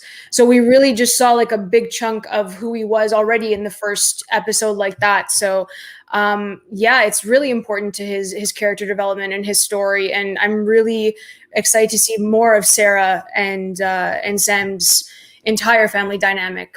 It was great. And the one thing, as soon as we saw Sarah and the nephews, my brain went to movie mode, to TV mode. Whenever you bring a family into the mix, you know that family is going to be used as collateral. You know, Baron Zemo is going to use them to his advantage, the Flag Smasher. So I feel so bad for them because they're going to probably, I'm going to say die, but they're going to be used to get something from Sam potentially. But your thoughts on this, Chris, meeting Sam, and again, the importance of legacy. Yeah, I'm hearing an echo. Y'all hear an echo? Yeah, I hear an echo. All right, cool. It's not just me.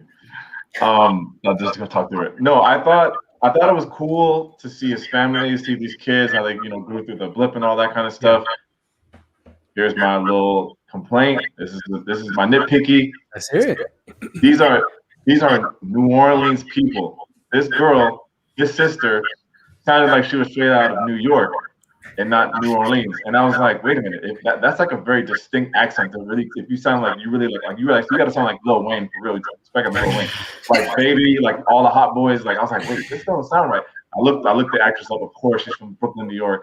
So I was like, okay, that's my one little nitpicky thing about the whole thing. But like Amanda said, like it was very realistic banter between like a brother and a sister. I only have one sibling, it's my sister. So like I respected that. And then like going to the bank, I respected the scene. In my head, I was like, I couldn't understand like why a Avenger needed help with money.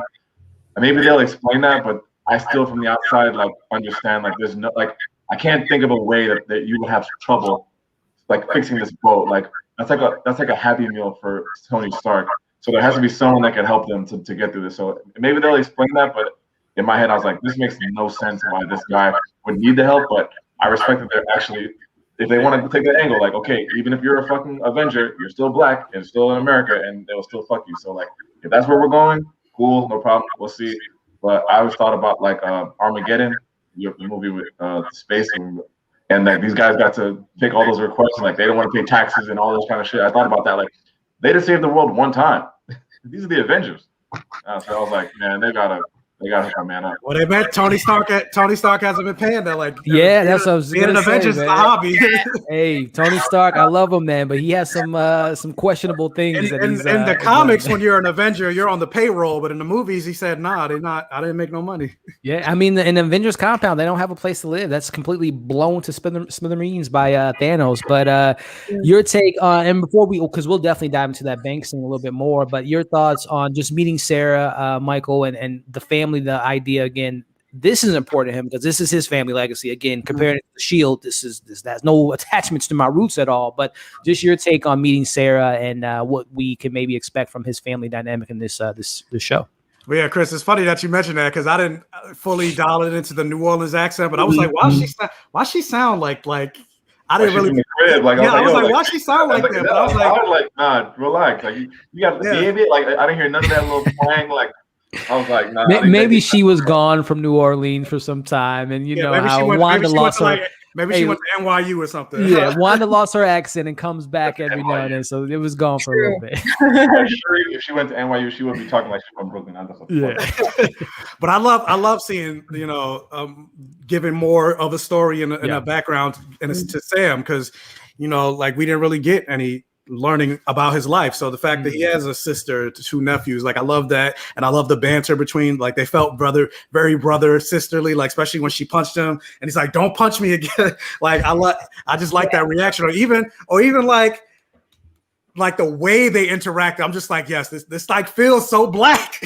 Like when they're having that conversation and they're talking, he's like, but it's my boat too, and she's like, "Can I talk to you for a minute?" Like, we're not gonna. And for all these people, let's talk on the side. Yeah, I'm not gonna talk in front of all these people, but I'm just like, it felt very authentic to me. So that's another thing that I really liked about the scene, and hopefully neither one of them dies. The kids or the kids or the I don't think they're gonna kill kids, but no, definitely not. But somebody's gonna get kidnapped. Someone's gonna get taken. Yeah. That's for sure. And I mean, we're going so good. Oh, but I was like, but in terms of like, because I was talking to a friend of mine that actually used to, he's a veteran, so he went through tours in Afghanistan and things like that. I guess I should probably wait till we get to the bank scene, but whatever. I'm already saying it. Yeah. He was like the one thing about this episode that I thought was kind of unrealistic is Sam should have money. Sam should be rich because he was like that one mission alone at the very beginning of the episode, like that should have netted him at least like $200,000. For just that one mission.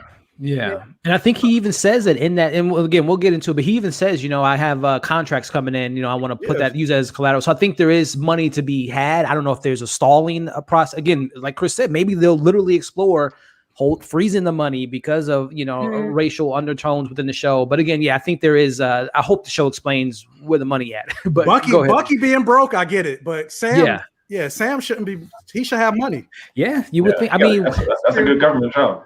I mean, granted that Vision is a computer and he could probably negotiate, manipulate money, but he was able to buy Wanda a house prior to Endgame, obviously. But yeah, you would think Sam would have a little bit of savings. But again, it was all gone because he was gone for 5 years. So maybe his bank account is emptied out or whatever the case may be. But again, it explains the economics of the blip, the consequences of the blip, of how economically speaking, you know, the money was once there, but it is no longer there. But again, I love that they are introducing us to more of Sam and his family. And again, the importance of legacy for this character. But cutting back, as we kind of allude to with Bucky, and I love again how the show tosses between the two characters, but we see Bucky on a date, and unfortunately the date's cut short. We get the big reveal that he was responsible for the death of Rory's son. And again, will we get that moment in the show where I think someone mentioned in the comments that we'll see Bucky, you know, come to his facing his sins, but will something happen to Rory in regards to that moment happening? I would love to see that character, that wraparound, come back up. But just wrapping up the episode and the recap, we get the Flag Smashers in action. We see that there is something going on with these characters, whether it is super soldiers, whether it is some enhancements, Baron Zemo giving them certain things. Who knows what they are going to have to offer? But I guess just kind of theorizing, starting with you, Amanda. The Flag Smashers and the abilities they have, very super soldierish. I thought they were all off the table when they were shot in Civil War, but we know Hydra and blood samples and again experiments being a big theme with this show. What's your take on these Flag Smashers beating up Torres?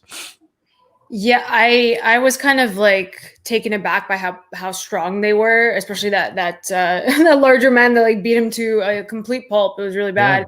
But yeah, I do think that there are super soldiers. I do think that Baron Zemo is kind of tied to this as well, because you could also see them as like a distraction to something else, or they're doing like their dirty work, because even with the phones, like you have a symbol that you're putting out there for people to just come together. And like even that plan, like the way they executed that plan, it was like you had like 3 or 4 people that were actually directly involved, and then you brought other people in to mask followers. And then kind of distract and kind of divert the attention. So it's going to be interesting moving forward what happens, because again, like this episode was like it had so much setup, so it's going to be interesting, as I can see. Chris, your take on these Flag Smashers, man. Is it someone, do you assume that's attached to Baron Zemo, or just something? And again, we know that this show is, again, explaining these characters. They're looked at as villains, but again, we might get a different perspective of understanding. Again, people came back to the world. Maybe the Flag Smashers were thriving. They were good people at once, but then they lost a lot. So maybe that's why they're going into action to kind of bring back what they had in that 5-year blip time. Yeah, the Foot Clan. I don't know. I don't know if they can flip this to be good. And also, like, if half of the universe went away and now they're back, like, what are you gonna do? Like, look for the Infinity Stones and do it again? Like, I don't know how you're trying to correct this problem that you see. So I don't know what their plan is. I would have to think that they would be connected to Benzemo, because that's that's a huge arc that they have to uncover in a few episodes. So I thought it was cool that they had the powers to kind of explain what it is. The first thing I thought was like they're just super soldiers, or like some version of the serum got into them. And another good fighting scene was, even Torres got his ass kicked, it was still like realistic fighting scene. Like when he got his face stepped on, I was like, damn, that shit kind of hurt. But yeah, I thought it was a cool scene. It was a little flash mobby, but still a cool scene. Yeah, definitely. Michael, your take on the Flag Smashers and and again, we haven't met I can't think of the actress name, but it's the same actress from Han Solo. I think she's going to be like the lead of the Flag Smashers, and might have, again, putting a face to the villains, and having the show's only going to be as good as this villain. And again, knowing that she might have a backstory and explaining why she started this organization. Again, they felt like the New World Order, that the world was in a better place when there was blip. So what do you hope to see from the Flag Smashers in this show? And do you think it's attached to Baron Zemo? Yeah, I definitely think it's attached to Baron Zemo in terms of like because I honestly, I don't know what direction they're going with the Flag, because they're not the same. Because like the Flag Smasher in the comics is like an actual villain. It's not like it's not like an organization or anything like that. So I'm curious of what what direction they're going to go. Because I mean, like I said, talking about it being topical, you know, terrorist group, like they could probably go the first order type of route with like Star Wars and because ultimately, if they want the world to return back to the blip, like how do you do that unless you're gonna kill like 4 billion people? Like, yeah, how does that work? Like, yeah, so I'm ultimately curious to find out what their goal is, how they're gonna execute their goal, and I definitely think Baron Zemo's part of it. And then also I kind of have I'll table this until we get to the end, but I have a theory of who that main flag smasher, the one that kicked Torres. Yeah. Okay. We'll get to that. Who we assume is like the big bad and probably the leader. But again, I think the trailers and a lot of the commentary behind the scenes is that I can't think of the actress name, but the girl that was in Solo will be the head of the lead. Or I think they're going to do a gender swap where it was a guy that was the main flag smash, but I think it's going to be a different route they're going to take in the show. But yeah, we'll leave the theories, and I'd love to hear your theories on who that guy may be. But I'm also curious of what they're like, how they're going to explain, like, where did he get? Like, is he a super soldier? They still have. Yeah. Are they gonna say he has mutant growth hormone? That's how he got his powers. Who knows, man? Again, I think Baron Zemo, man. Again, he's one of my favorite villains because he's one of the few villains that. I mean, I was gonna say, even looking at it on a deeper level, he did more than what Thanos did, because with him breaking up the Avengers, that's how Thanos was able to accomplish his goal. Because if the Avengers were all on the same page, we would have never had the blip happen. So Baron Zemo is a very important villain, can manipulate you, and I think that's how he's gonna get his way into the Flag Smashers. Hey, you guys remember how you were succeed? That would be great. Was Baron Zemo? Was he blipped away in that 5 years, or was he here this whole time? How did he get out of jail? I mean, obviously he's a supervillain, can figure things out, but how did he escape imprisonment from Civil War? So there's something to be said about Baron Zemo. As you said, Michael, are they mutants? Do they have this other serum? I would imagine there's probably, again, experiments going on. Hey, if you want the world back, I think there might be some type of, maybe you talked about how do you wipe out 3 billion people? Very topical what's going on in the real world. Maybe Baron Zemo and the Flag Smashers create a virus that can literally take out a whole group of people, section by section, state by state, country by country. That might be the big kind of the storyline of this show, stopping this virus that may activate some mutant genes potentially. And we'll see what happens there. But as we wrap up the episode, again, I think this was the big topic of conversation regarding how the MCU is going to be tackling potentially discrimination, racism. As we cut to the bank scene, as we see Sam's using his Avenger status to a certain degree, taking selfies like, hey, man, this is cool. I'm an Avenger. Can you help a brother out with a loan and help my sister out with this company? And he says, it's twofold. The guy, there is a little bit of merit of like, yes, the economy would be messed up. We can't give loans out like we used to because there's 3 billion other people that's asking for loans as well. But he's also Black as well as his sister. And she says, you can't have an income if, you weren't making money in this 5 years. So Amanda, your thoughts on that conversation being had and how Marvel could potentially tackle race in the MCU?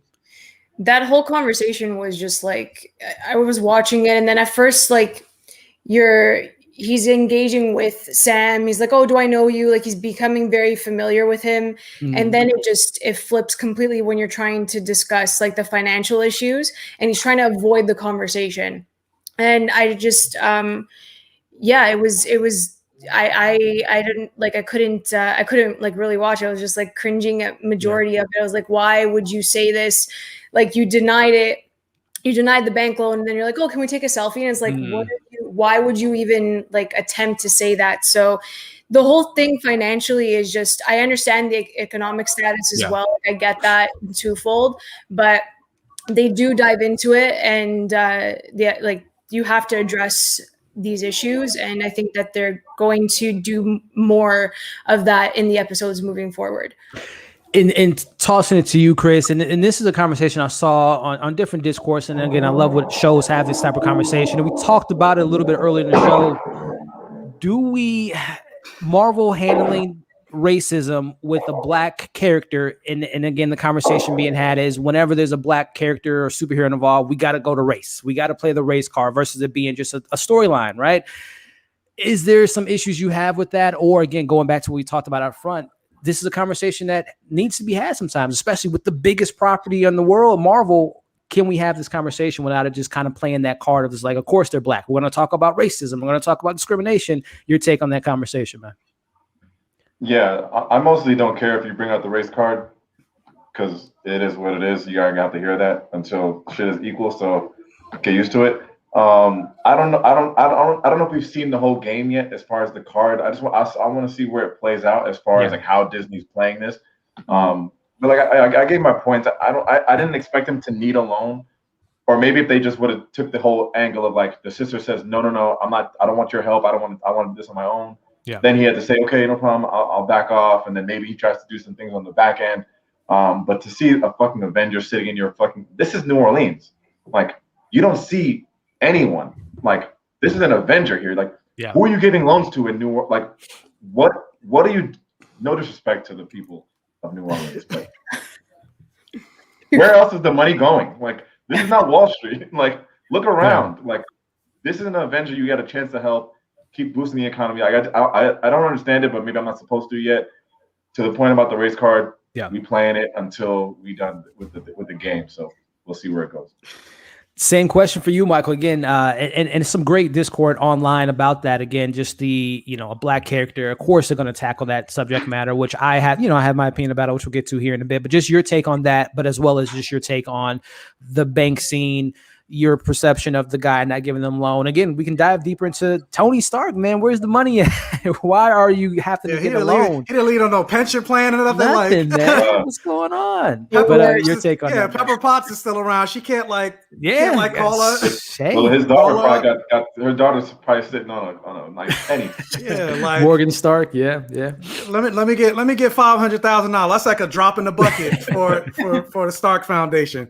But right. Yeah, I'm with Chris. Like, in terms of like playing the race card, I'm like, race is like, oh, why does everything have to be about race? It's because everything is about race. Like, if you look at everything within American history, like, you could find a racist angle within all of it. It's just how willing you are to actually study it, or are you just gonna want to stay oblivious to it? So I have no problem with them talking about it. Like, yes, at the same time, like, as a person, do I always want to watch a property that always deals? It's like, sometimes I just want to watch, I just want to play video games, like fucking.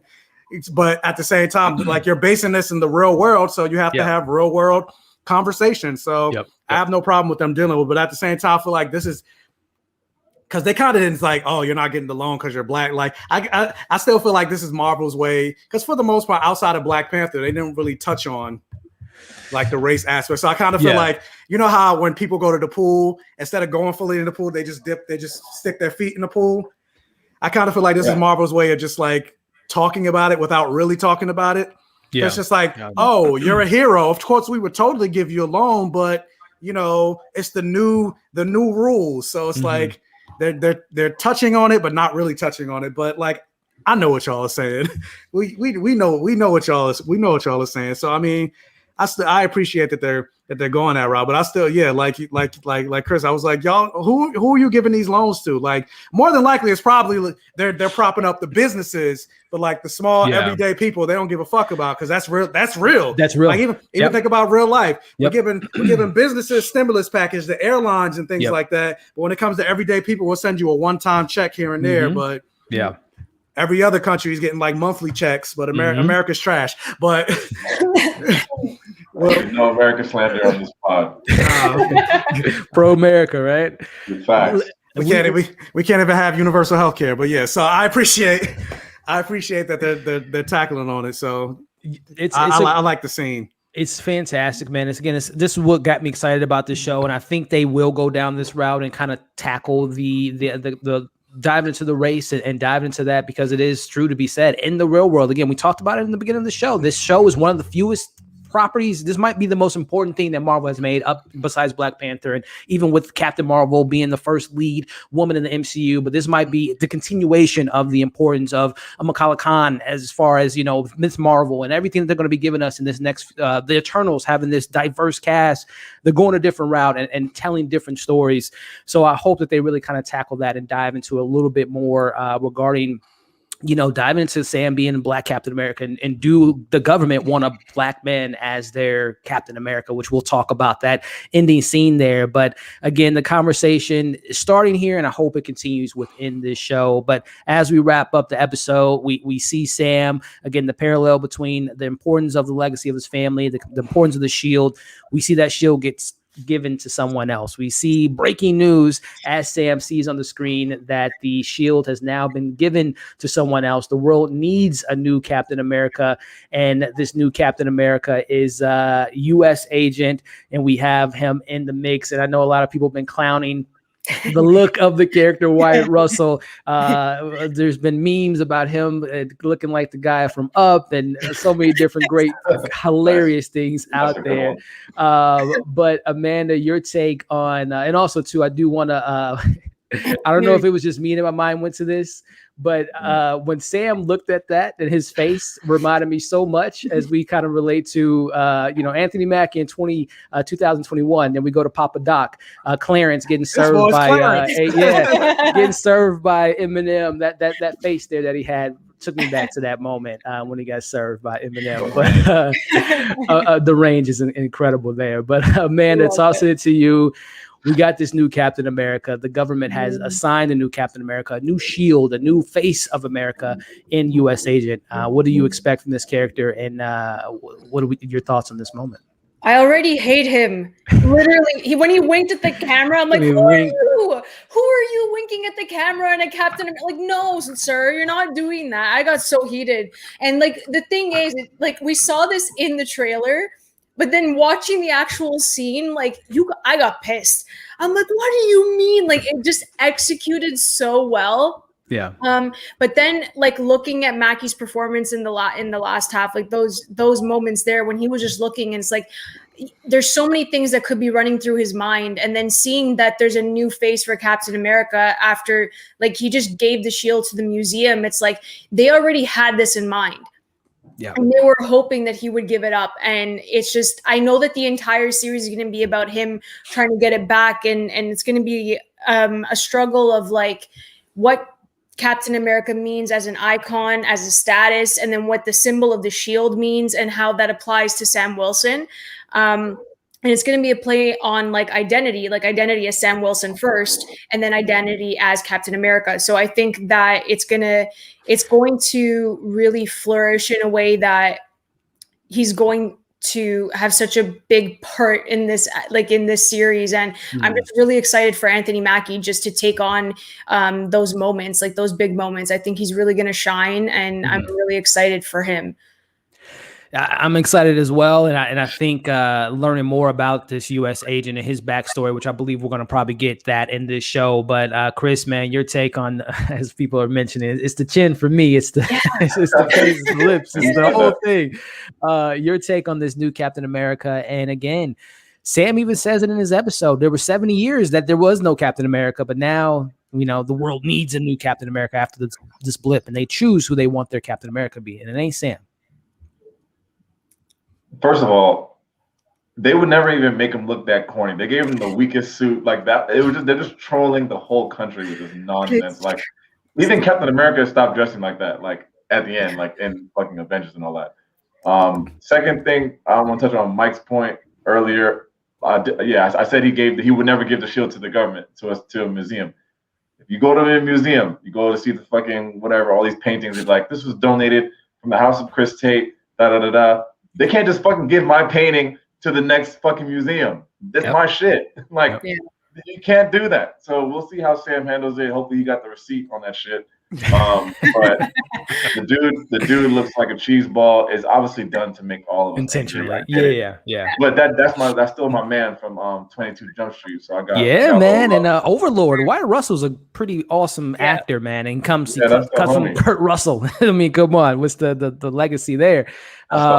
That's the homie, man. But Michael, man, we got this corny ass Captain America, which again, I think it's intentional, not only for us as an audience, like, this dude is mad corny, but also he's putting a smile on. He's winking at the camera. He looks very safe. He looks like a traditional, good, clean cut guy. But again, I think this show is going to explore. I don't know if you guys saw that set photo that kind of, I don't know if you want to say leaked, but he's going to have some trauma to deal with himself. He's an ex-soldier. He has some PTSD that he's suffering with, and who knows if him and Bucky are going to have a scene together in regards to connection there. But your take on this new Captain America?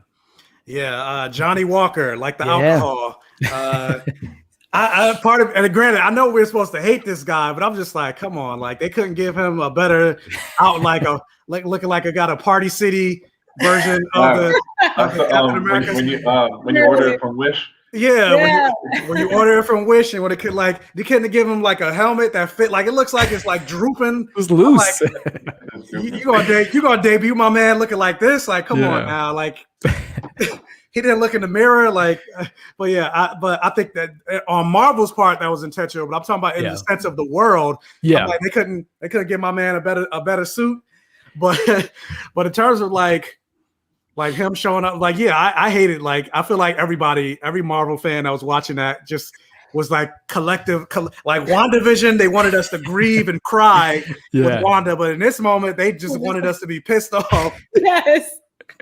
Goal accomplished. And I'm not, and funny enough, it actually kind of like this ending kind of disappoints me on the trailer because we know he gets the shield back. We saw him training with it. Mm-hmm. So I'm like, I wish they kind of didn't show that if they're going to end it this way. Because kind of like you said, I thought the show was going to have, maybe him training with it and then maybe give it up or whatever. Right. He's going to lose it eventually. But now we know he quickly gave it up. And so we already know he's going to get the shield back. So it's like, I kind of want.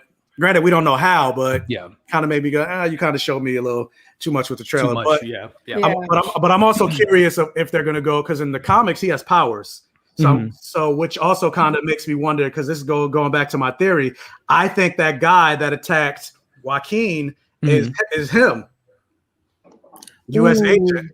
Interesting. And maybe that could be what ties into maybe how Sam eventually gets the shield back when it's revealed to the world that he's part of this terrorist organization. Granted, I don't know how they're going to do it because U.S. agent in the comics isn't like a villain. Right. He has a little. He's like the conservative Captain America. He has a little. He has a little racist tendencies, but he's not like he's not a villain. But he does. But he's like a way stronger super. Like he has more. He's more powerful than Steve Rogers. Like he can lift 10 tons and all other stuff. He's just not like as capable like throwing the shield and things like that. But in terms of like hand-to-hand combat, he's like he's great. Yeah, like even Steve admit that he can't beat him like straight, like easily on a one-on-one fight. So I'm wondering if they're gonna go that route. Yeah, with him. But I think he's that villain, that flag smasher person. So that's an interesting thought, man. And it ties back to, again, Baron Zemo manipulation, taking in someone that the government has assigned and working as a double agent of sorts and, kind of very Hydra-ish. But again, that's a great point that you bring up. And how did he obtain these powers and all that good stuff? Again, the whole theme line and storyline of experimenting on. Again, if we do get this, I think yesterday Marvel officially revealed like him in his war outfit as before he becomes Captain America. So again, of course, if someone approached you, the government, and said, "Hey, do you want to be the next Captain America after serving the country? How about you do it on another level?" And he, agrees to do so, and who knows how that goes for him. Which I'm like, they need to make Sam a super soldier at this point, because I'm like, granted, I know it's comics, but seeing him throwing the shield around, knowing he's just a regular guy, that thing is like 15 pounds. Like throwing that's not easy. So I'm like, it's vibranium is one of the lightest metals in the world, right? So it would be kind of, I guess, like so light and kind of. I guess that's because I'm thinking about if you get like the actual replica. Granted, it's not vibranium, but it's like 15. I'm like, throwing that is not an easy job. Yeah, it's not an easy. So I'm like, when you saw it in the trailer, him throwing, he's flipping. I'm like, we know he's a regular guy. Like I don't believe you, bro. Like Bucky doing it, I get because Bucky's a super soldier, but I'm like, so you need to give him. some of that super soldier for hopefully again Isaiah Bradley. He gets that and also because there's rumors that Eli Bradley, his grandson, who's also Patriot from the Young Avengers, he's going to be in this show.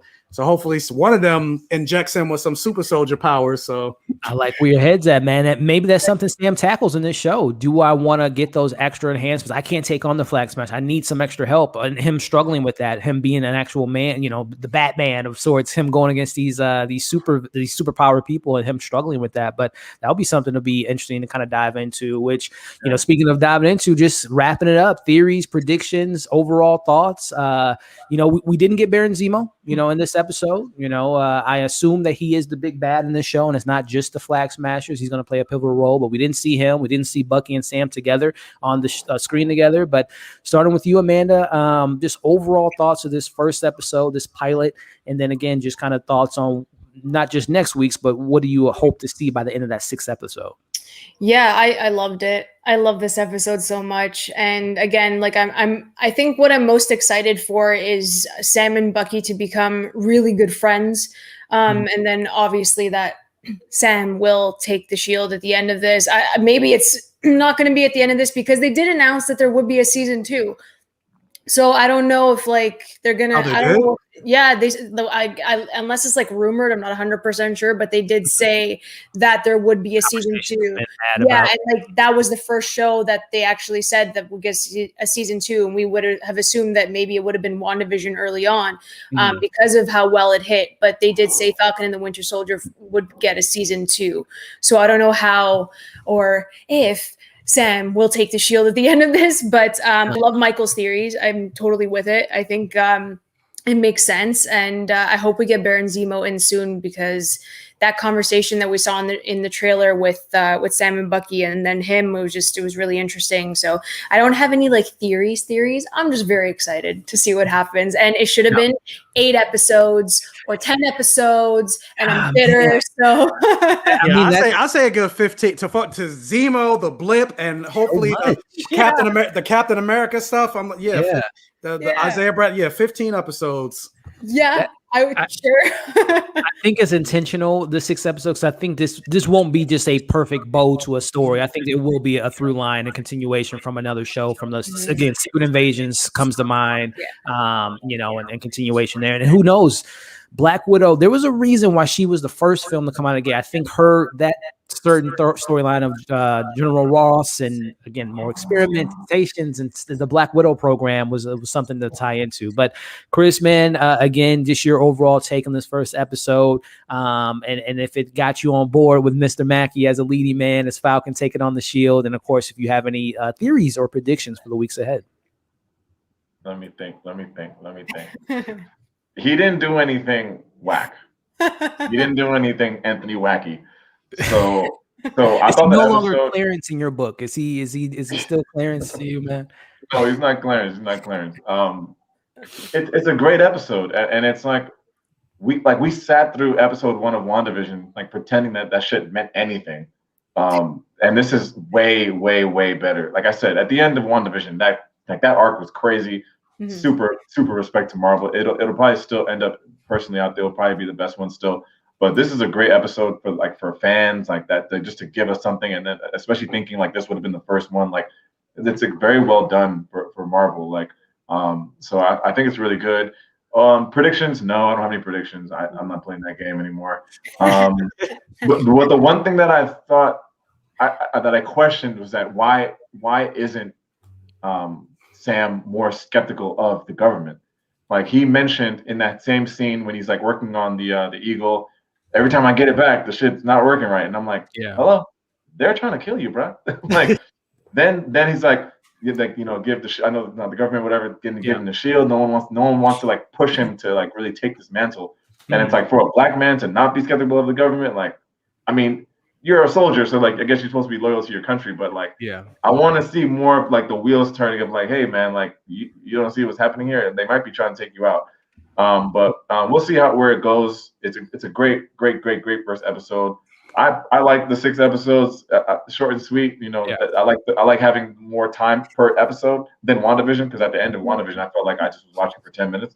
But I appreciated the 40 minutes of this one. So we'll see how it goes. I'm excited to see what happens next week. It's a great point. It's something you mentioned there too regarding Sam being so open to giving the shield and trusting the government. I think that is a storyline to look forward to with him. Very similar to Cap, right? Cap was a soldier, and and First Avenger, he was taking orders, and then by Winter Soldier, he broke that that cycle, and by Civil War, he took it to another level. So I think Sam, very similar to Rhodey. Again, I think Rhodey, that's going to be a through line for Rhodey in his show, is like, can I trust these? Again, the court martial said arrest these Avengers. He didn't do that. So again, kind of these Avengers and these people that are soldiers, maybe not necessarily believing in the government, I think is a storyline to explore in future episodes. And to the point of 6 episodes, we might get like an hour plus episode, which might feel like an extra episode or two or something. But I see you guys shaking. Moving along. We already said that. Yeah, for WandaVision. Oh, guess what, guys? The last 3 episodes are going to be an hour each. Liars. Yeah, I'm not going to fall for that trap. There has to be a reason why they gave us 6 episodes. Because why not give us 10 episodes? I feel like they spent more money on. I feel like they spent more money on this for WandaVision. So because of that, to help with the budget, you spend more money on the episodes, so now you get less episodes. Yeah. And again, maybe this is just the part 1 of a part 4 series of again, if it's a season 2, if it's a continuation in other shows, or again, we get the announcement after the show, 2023 phase 4 is Captain America 4 to continue that storyline. But tossing it to you, Michael, regarding just your overall take on this episode. Did it live up to your expectations? And again, if you want to mention other theories and predictions you might have for future episodes. And again, we talked about Isaiah Bradley making his storyline into this mix. Oh yeah, I love this episode. Like I actually, granted, I didn't think I was going to dislike this episode, but I'm surprised how much I did enjoy this episode. Like this gave me more than I thought. This was just going to be a generic, like regular, the typical MCU style, it's just action. Mm-hmm. But the fact that we got in this one episode, the backstory and them dealing with the fallout of the blip and how the world reacts, and then the little peppering in of racist aspect and racist angle, and the relationship between Bucky, well, not Bucky. God, I'm like all over the place. The relationship between Sam and his sister. I didn't know who knew he had a sister. So throwing all of that in, and I'm ready to get some fucky action in there to see them. Hashtag trending, ladies and gentlemen. To see them team up and the camaraderie and the chemistry between that, and then have Torres come in there to make it a 3-way. So there you go. Yeah, I'm ready for all of it. If you guys are artists out there, I'll be looking for the fan art. Please send it to my Instagram, BlackGayComicGeek. Let's make it happen, guys. Yeah, in terms of I already mentioned my my one prediction. Of him being US or whatever, the flag smasher, and then also Mephisto's going to show up at the end Of course, grant Baron Zemo some wishes. So the whole X-Men Wolverine's going to be in the show. We're going to get the Dark Phoenix. Yeah, all that, man. Yeah. Of course. Why not? Well, Falcon did. I mean, Bucky did fight Wolverine at one point. So hey, they got a rivalry. Let's make it happen, man. But before I give you all my final predictions, we're gonna probably hang around for another maybe 10 minutes or so, guys. So I do want to have like a designated spot each week for you guys to maybe throw in any questions or any theories you guys may have, and we'll kind of pose them and answer into the panel. So if you guys do have like important questions you want to ask the panel, definitely do so now. We'll be here for like another, like I said, roughly 10 minutes or so. But overall thoughts for me, I thought that this episode did exactly what I was hoping for. Not only give us the continuation of a more grounded level of what the blip did and what it meant to the economy, but also what it meant to these characters. We see what it meant for Sam, and we see what Bucky's going through. We get the continuation of the MCU continuing to. What I love of the parallel of this show is not only is the world kind of rebuilding after the Endgame, but also literally speaking, the MCU is rebuilding its catalog of characters, new characters, redefining characters, Wanda, Vision, Bucky, Sam, Clint Barton, learn about his origins of Ronin, and obviously the Hulk coming into She-Hulk. So I love that we're going to kind of reintroduce ourselves to these characters that we thought we knew, but now we're going to spend 6 hours with them, 10 hours with them. And that's what I love about this Disney Plus opportunity here. So I'm going to love learning more about Sam and Bucky. I'm going to love seeing maybe Rhodey get back in the mix and him connecting to his show. And again, Zemo's out there, one of my favorite villains, and how he's going to tie into the show.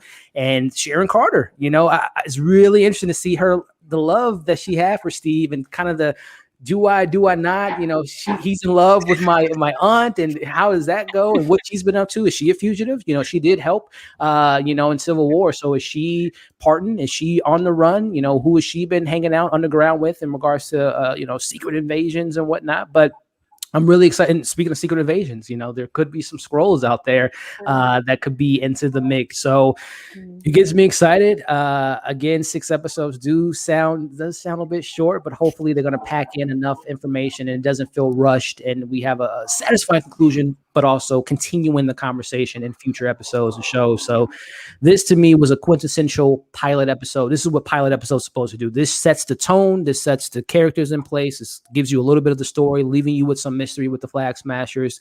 And it brings us back every single week to have these type of conversations. So again, a great episode, and I'm excited to see what happens next. But I will say, and I wanted to bring it up to the panel, this is the first time that a DC property has overshadowed a Marvel property. Like the conversation, I don't know if you guys noticed, but the conversation has not been that heavily focused on Falcon and Winter Soldier. Yeah. It is DC heavy. Of course. But yeah, I was gonna say, but part of that is also like you got one 45-minute episode of a thing, exactly, of a Falcon and Winter Soldier versus Justice League, which we've been waiting on for years and years, and not even just Justice League, but the Snyder Cut, which the internet has been calling for the last like 3+ years or so, like that. So Batman and Superman versus Anthony Mackie and the winners, like it's not a matchup that week. That's like it's funny to even be in the conversation as episode 1 of Falcon. Like that's enough. Like the Snyder Cut is great, but Jesus Christ, like obviously you're supposed to win that. The question I want to pose to the panel, starting with you, Amanda. Should MCU, should they have blinked and put this on another date? Should they have pushed this to next week?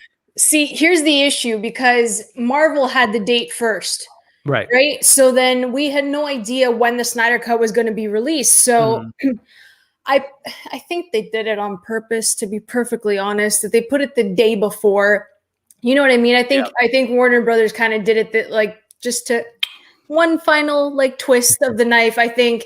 But yeah, I'm happy for the Snyder Cut. Don't get me wrong. Like, you know how much I love it. Yeah. But I love these characters so much that I just wish that it was like postponed and like moved to next week, so they do have, their spotlight. So in a way, I'm happy for DC, but I'm also like really disappointed that my TL is not filled with Falcon and the Winter Soldier. It's not.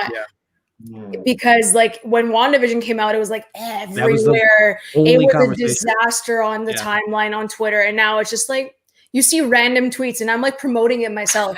I'm like, you better watch this damn show. Like, you have to go support them. Yeah. And also, like, it's the first female, like to direct a series or like to direct anything in Marvel. Like, it was a co-directed for Captain Marvel. This is the first woman to direct these 6 episodes, and it's like that's also not being said. Like, they're not putting that at the forefront. So I think the marketing's a bit wonky too for Falcon and the Winter Soldier. It has been. It really has been. I'm not gonna lie. The layout, the trailers, and all that stuff have been kind of yeah. So like I'm a bit disappointed, but like hopefully next week they pick it up a bit more and people start like loving it, I guess. Yeah. What about you, Chris? Did you kind of feel, I don't want to say feel bad, because at the end of the day, they're still making billions of dollars and it's Disney. So they're like, yeah, we'll take a week off. We'll be back for the next 5 weeks and destroy the conversation and dominate it. But did you have any like, oh man, they should have maybe, I guess they're playing on the wave of superheroes. It's still a superhero IP. But your take on this release date and being dominated by DC for the first time ever. Like I said, I can't remember a time that Marvel has been kind of trumped by a DC project. Yeah, no, I don't think anything at all. Like, I don't even think Warner. I mean, I'm guessing they had to look at it, but I don't think they cared. Like, this is a TV show. Like, I don't think anyone's gonna not watch this because of the Snyder Cut. Yeah. It's one thing if it was like Black Widow versus Snyder Cut, and then you see how that turns out. That's different. But this is just a TV show, and yet maybe you guys can remind me like how crazy was WandaVision's buzz after episode 1 on Twitter? Was it crazy? Yeah. Because I feel like it was like building, like every week it got crazier and crazier online, like on socials. And I don't look at Twitter as much as you guys, but like I think like Justice League is going to be Justice League, and that's a different, like, no one's going to not watch Falcon this weekend because of that. But of course they're going to talk about Justice League because it's it's an epic movie. It's 4 hours. I personally think I saw a lot of the trailers for Falcon, and I don't know if it's ESPN or what it is. Like, maybe I've been watching the NBA and all that, so I'm seeing it there. I don't know if it's not being marketed in other kind of networks, because there's been a lot of basketball games, a lot of college basketball games and stuff like that. So I've been seeing it. So I mean, we'll see how they pivot, but I don't think Warner cares, and I don't think Marvel cares.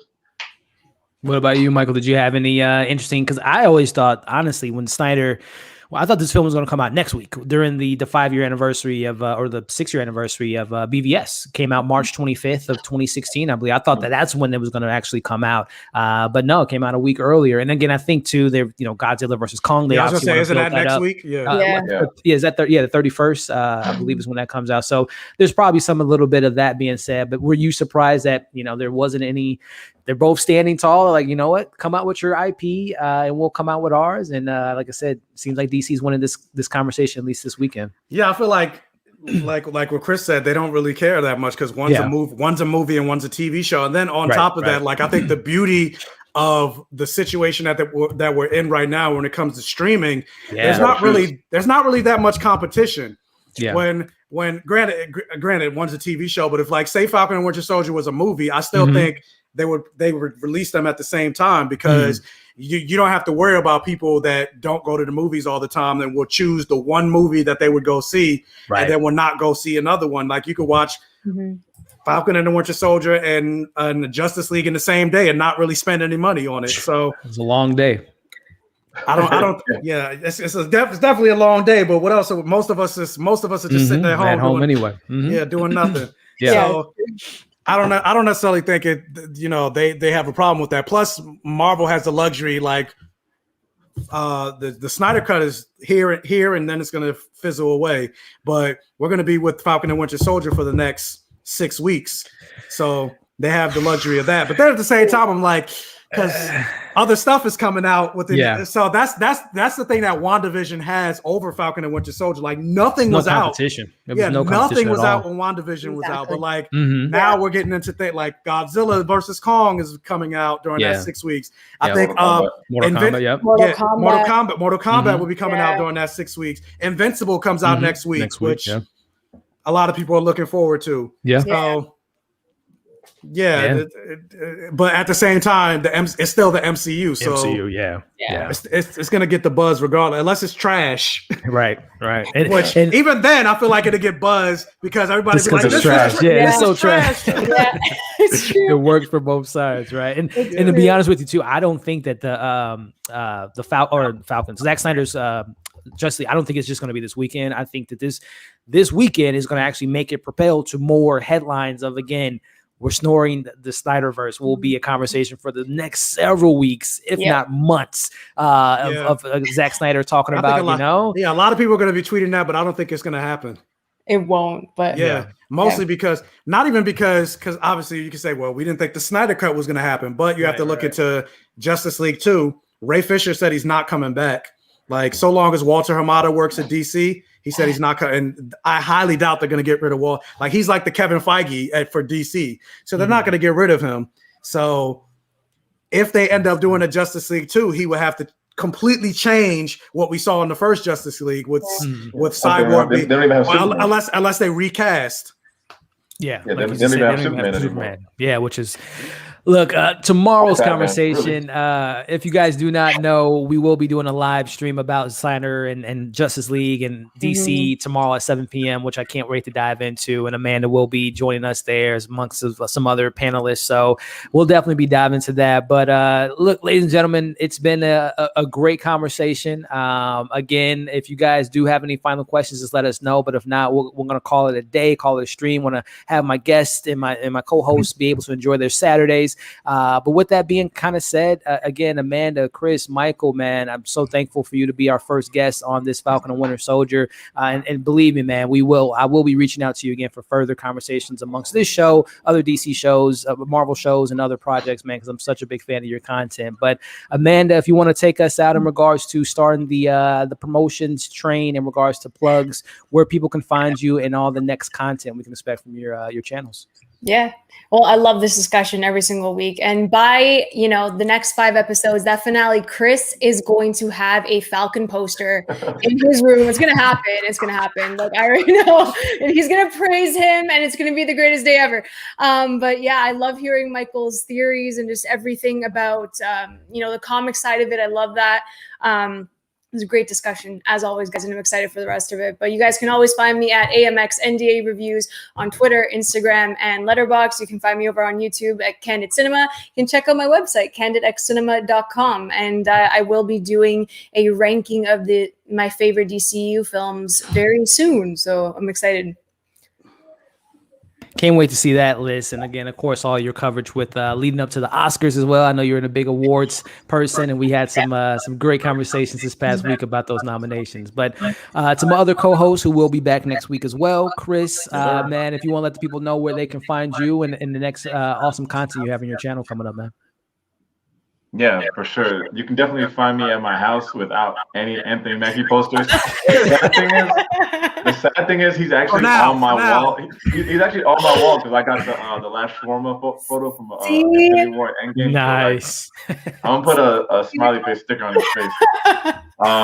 No, but yeah, you guys can all find me at Tait's Take on YouTube, on my Instagram, my Twitter, all that stuff is in there. My last video, I did a review of the Operation Varsity Blues scandal. That's the college admission scandal with rich white people paying to get their kids into school, even though they're already rich and they could just buy tutors. Anyway, next week, this week I should say, I'm doing the next Netflix series called The Irregulars, which is kind of like a Sherlock Holmes type of show. So look out for that at the end of next week. So appreciate you having me on. Love talking the show, and great little episode 1. They did that just for me. They gave me some good quality. So no doubt, man. I'm excited to hear your opinion on Irregulars, man, because again, you cover a lot of Netflix shows, the docs I've never even heard of, and you give me great reviews on that, man. So I'm excited to see what you have us for this week. But again, to our special guest, Michael, who again will be coming back sooner rather than later, man. Where can the people find you? What's next on your amazing channel and all that great stuff, my friend? Well, yes, I completely agree with Amanda. Once the season finale of Falcon and Winter Soldier is over, Chris will be having an I Love Anthony Mackie shirt. You're gonna make them. You're gonna make them. Yeah, on the back, it will say, "I was once a non-believer." Going back to the Justice League, it will say, "But now I'm a believer." Nice. So, I definitely believe that. But as always, Elliot, Amanda, Chris, I love having these conversations with you guys. I love coming on this show. Thank you so much for inviting me. Hopefully this won't be the last time. And you can find me again, like I said, on my YouTube channel, social medias, BlackGayComicGeek. I was not lucky enough to get a screener for Invincible, so I got to watch it with the rest of the normies. So that'll be coming. Normies. Yeah, that'll be coming next week after I see the episodes. But tomorrow I will be going live at 2 p.m. Eastern Standard Time to talk Justice League Snyder Cut. So you can check me out and then swing on over to Movie Files to check out his live at 7 p.m. So, and also on my TikTok, soon as I get off this live, I'll be dropping a video about U.S. Agent and how he's different in the comics versus, granted, we don't know what they're going to do in the show, but I'm going to be talking about his comic book counterpart in the 60 seconds that you could do it on TikTok. And then also throughout the week, starting tomorrow, because of everything that's going on in the world with the terrorism and Asian violence and things like that, I'm going to talk about some Asian superheroes, give them some spotlight. So be on the lookout for that on my TikTok. Again, BlackGayComicGeek. So yeah. Thank you guys again for having me. Also, if you haven't on this stream, hit that like button for Elliot on the stream if you haven't, and or if you're watching the replay, make sure you hit that like button. And also subscribe. Yeah, hashtag fuck you forever. Can't forget it, man.